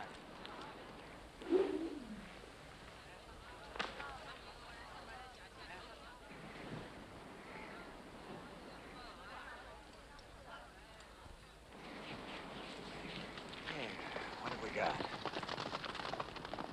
It's a message for each of the ministers. See these get delivered. Yes. General Jung-Lu. Seems they want a truce. He really must have spoiled the Empress's party last night. No, she's just as likely to wake up in the morning and decide it's a fine day to finish us off. What does she say? We are greatly disturbed by the arrival of Allied troops at the city of Tientsin. Tientsin? Unless these troops are withdrawn immediately, the Chinese government will consider it an act of war and will commit the forces of the Imperial Army. Allied troops in Tientsin? Apparently, but they must think we're all dead here by now. That's only 70 miles away. Yes. If only we could get word to them. You mean if I could get word to them? Oh, no. Old soldiers never volunteer.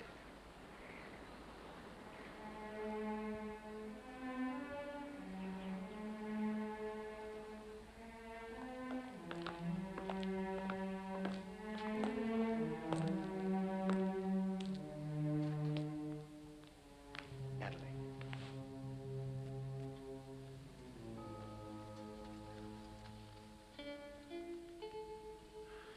I'm going away. When? Right now. I'm waiting for you, Baroness. Where are you going? Try and get some help. The patient is waiting for you. This is not the reception hall in the Winter Palace.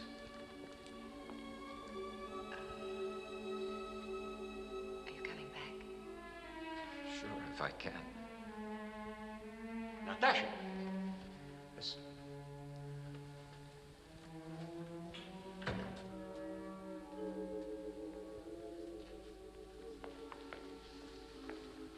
What did he want? Do you think people can change, Doctor? I don't know. That is something I cannot study under a microscope. You look wonderful. You shaved. You always notice, Baroness.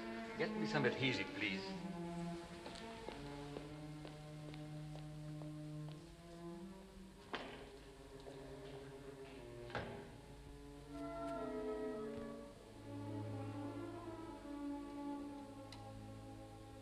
I'm going now.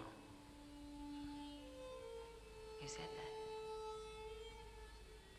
Yeah, I know, but...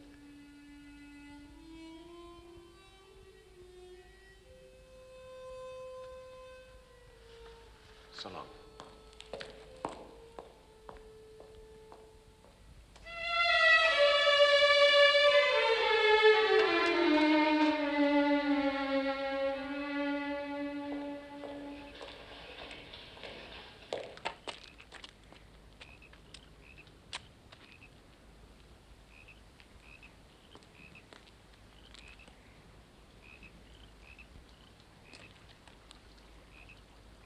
Wait a minute.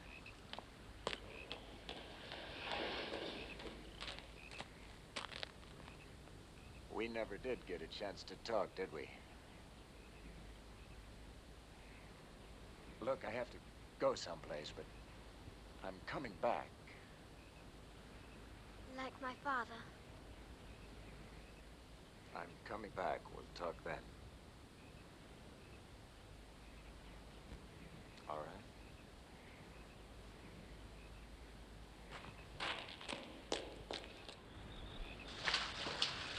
Come on!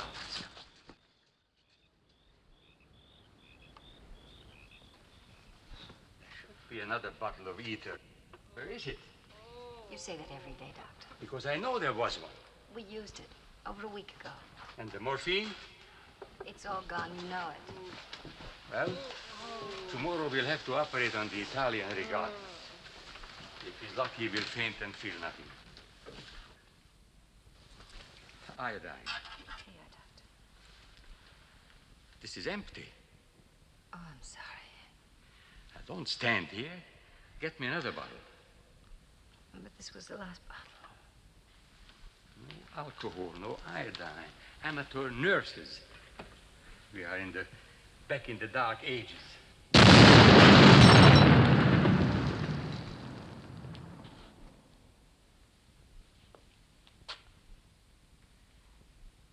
No ether for anesthetics. No morphine for pain. We are in the land of opium. There are no opiates.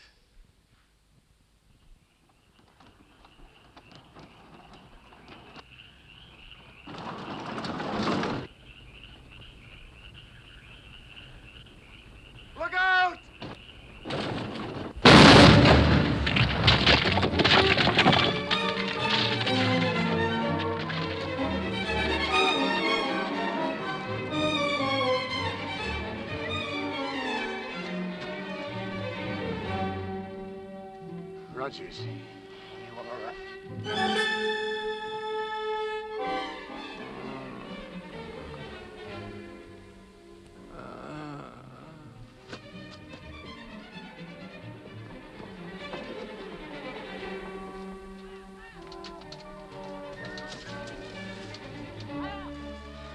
Major, I'm hurt.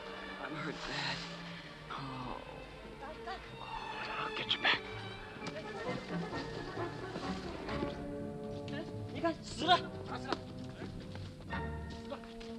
来呀，还有一个！你们将军们，听见我吗？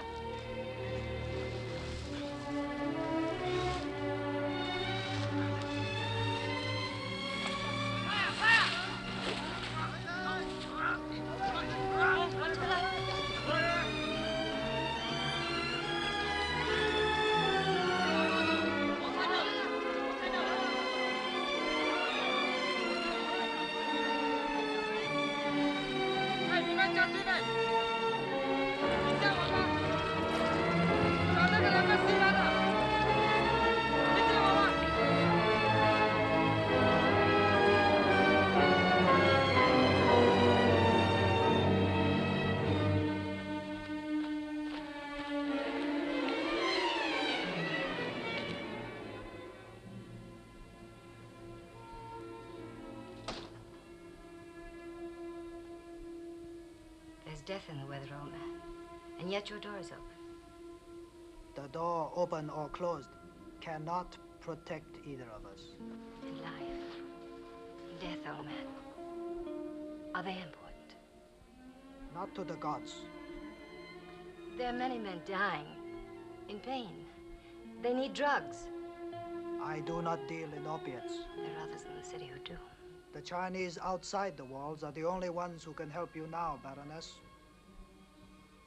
Even in war times, old man. A valuable gift placed high enough can work miracles.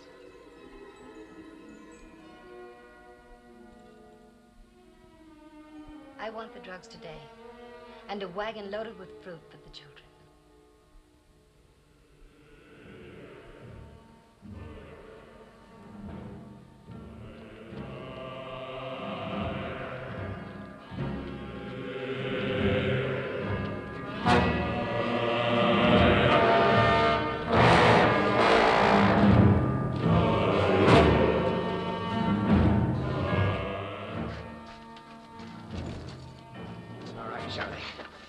Rest here.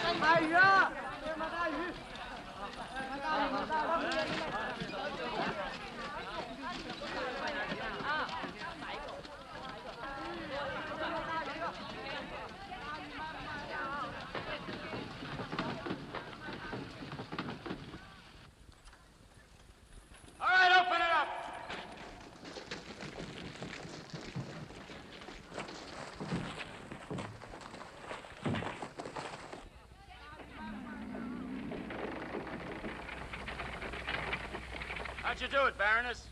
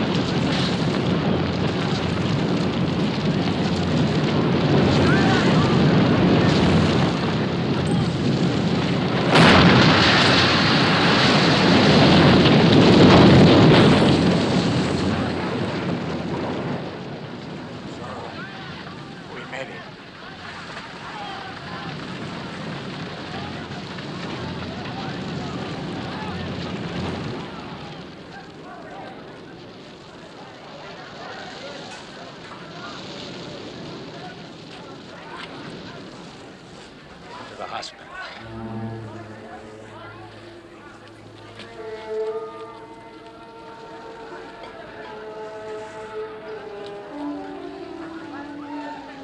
That didn't make it. I heard.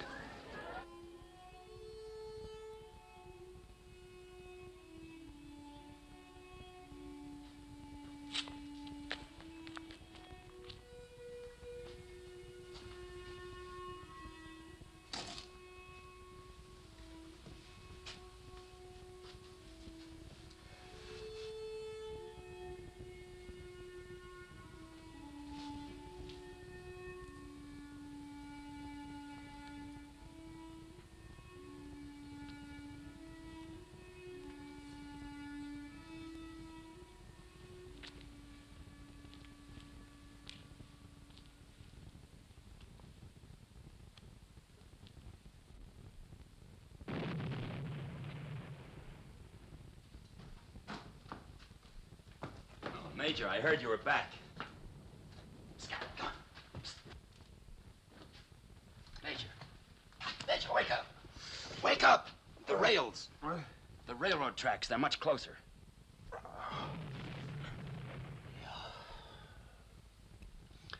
How close are they? Almost up to the wall.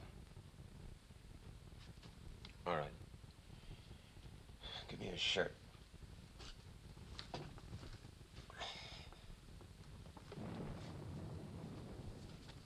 Did they tell you about the Baroness? She was shot. What? I think she'll be all right, though. She's in the hospital. Major, we better hurry.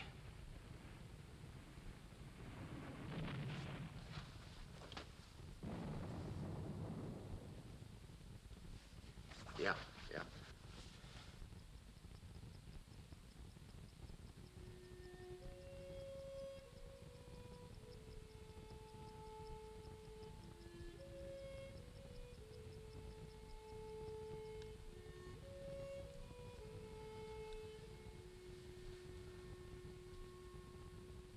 Don't take it so hard, Doctor. You must let me try again, Natasha. Soon it will be too late. You've done everything you can do. I must locate the focus of the infection. You won't find it with a knife, Doctor. Don't you want to live?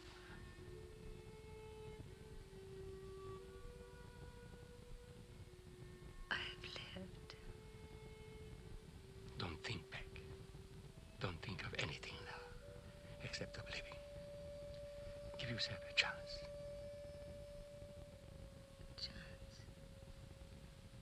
A chance for what? Chance to do it all over again. No, thank you, Doctor.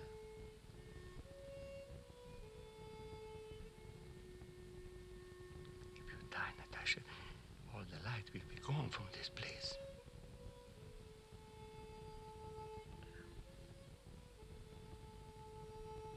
You're the one who makes all the light in this place.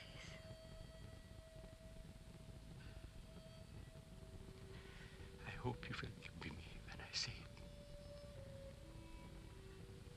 In the weeks we have worked together, I have learned to care for you very much.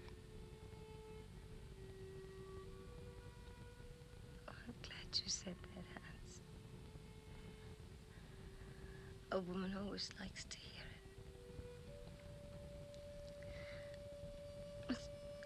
Most men haven't the courage to say it.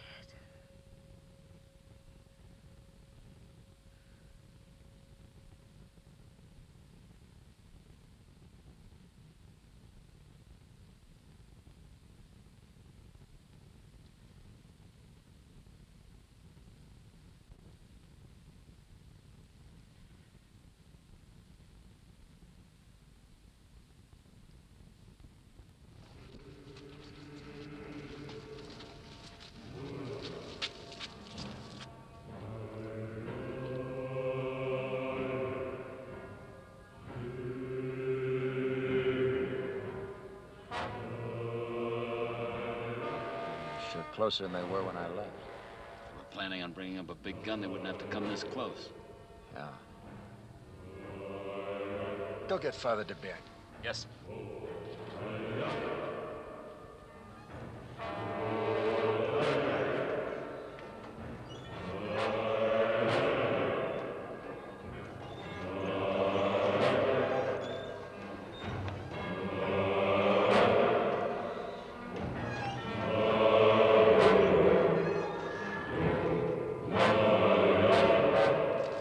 What is it, Major? See anything like that before?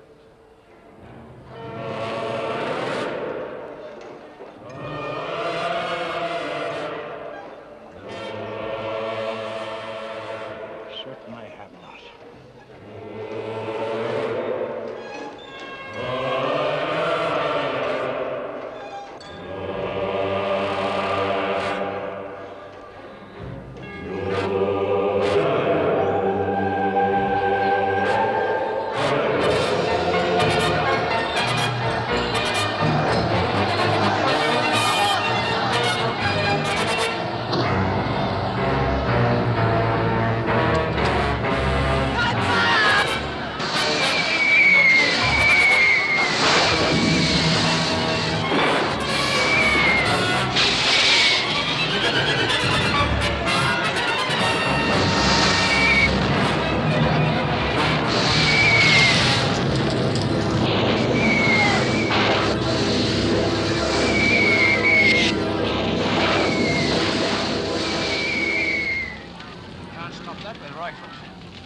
Stop it with something.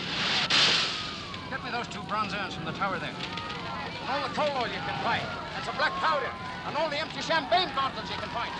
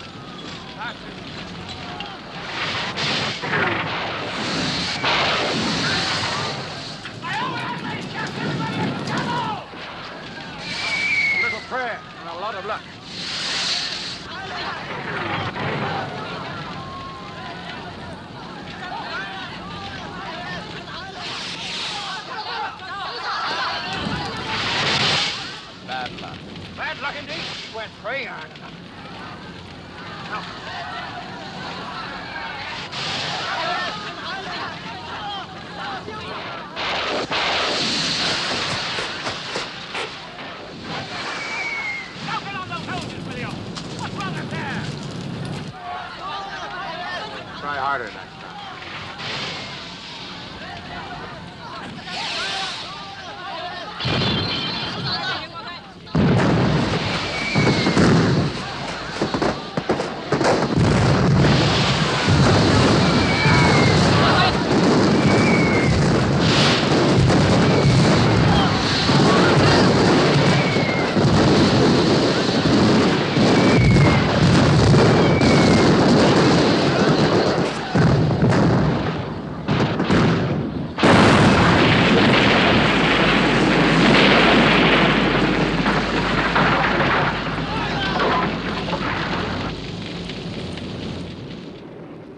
Must be terrible to be a soldier, Major.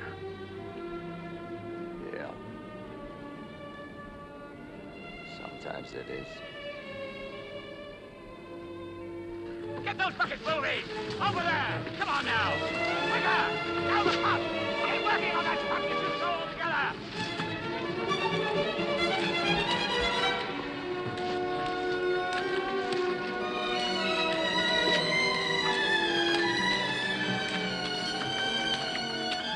I've been looking for you. The Baroness is dead.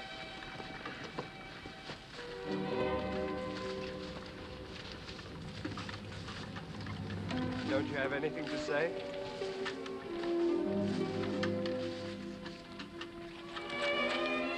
Didn't mean much to you, did she? Shut up.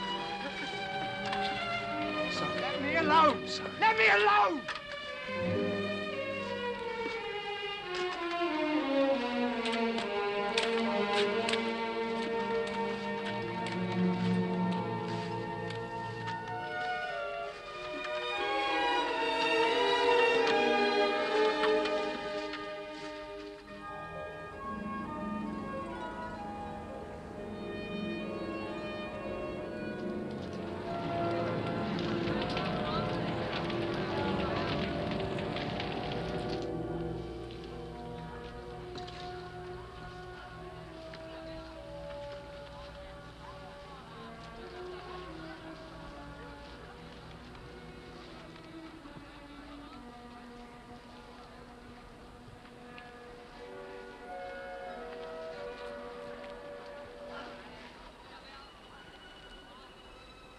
I just heard. I'm so sorry.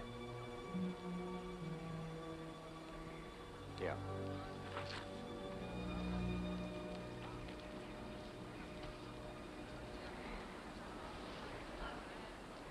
Well, we bought ourselves another day anyway. Still, it wasn't a bad fight, you know. What time is it? 5:37 a.m. August the 14th, 1900. How many days did we hold out? 55.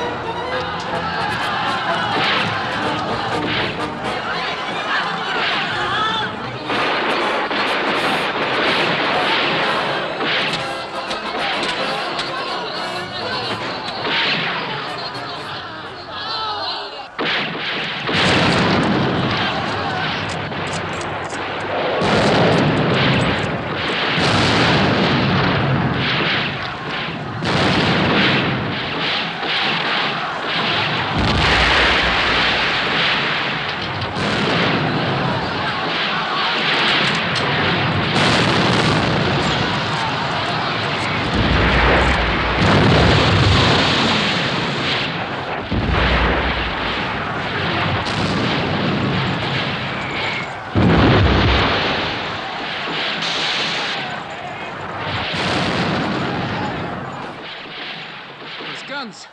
They're not Chinese.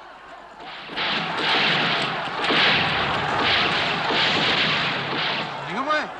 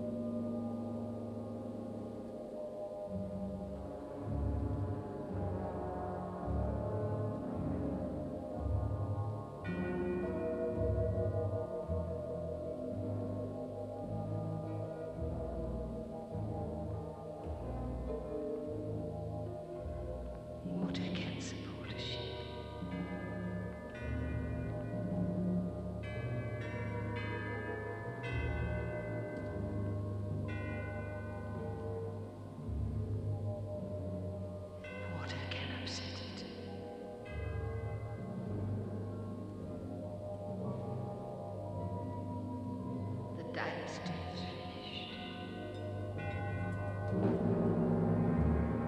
The dynasty is finished. The dynasty is finished.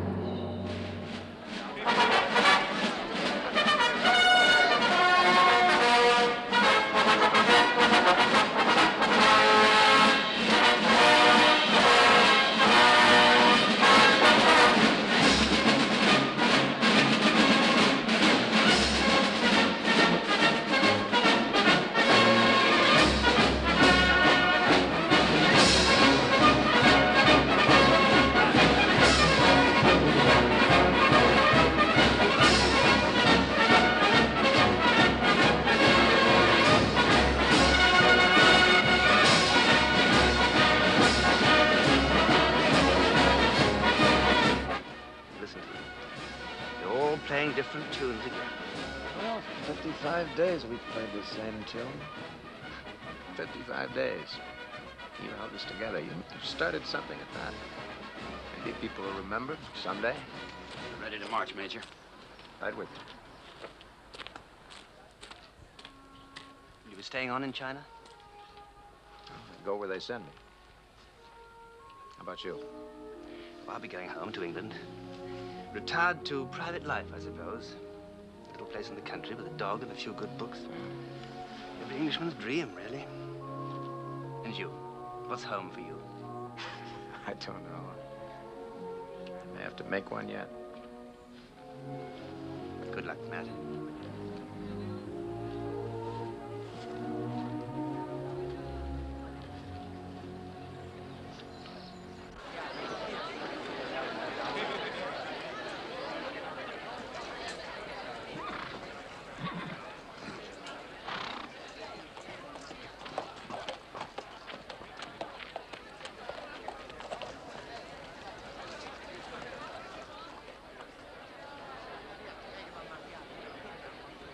Right shoulder, home!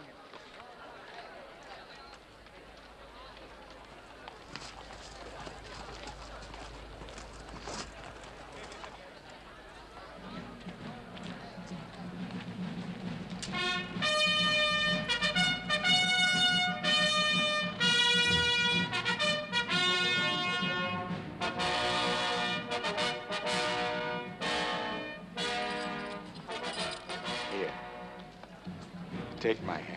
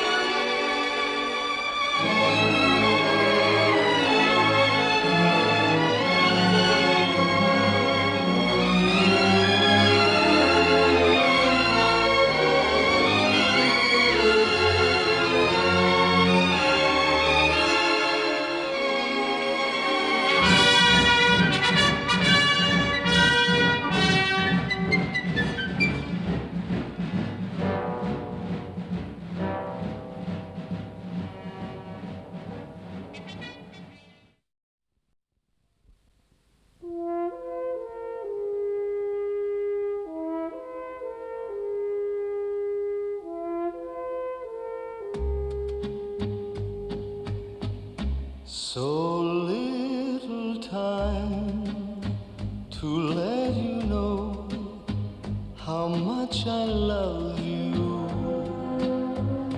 So little time to let you know how much I care. And though I try to make believe this love of ours will last forever, it's just my heart that I deceive, because I know, oh yes I know, this sad old world, when we are gone,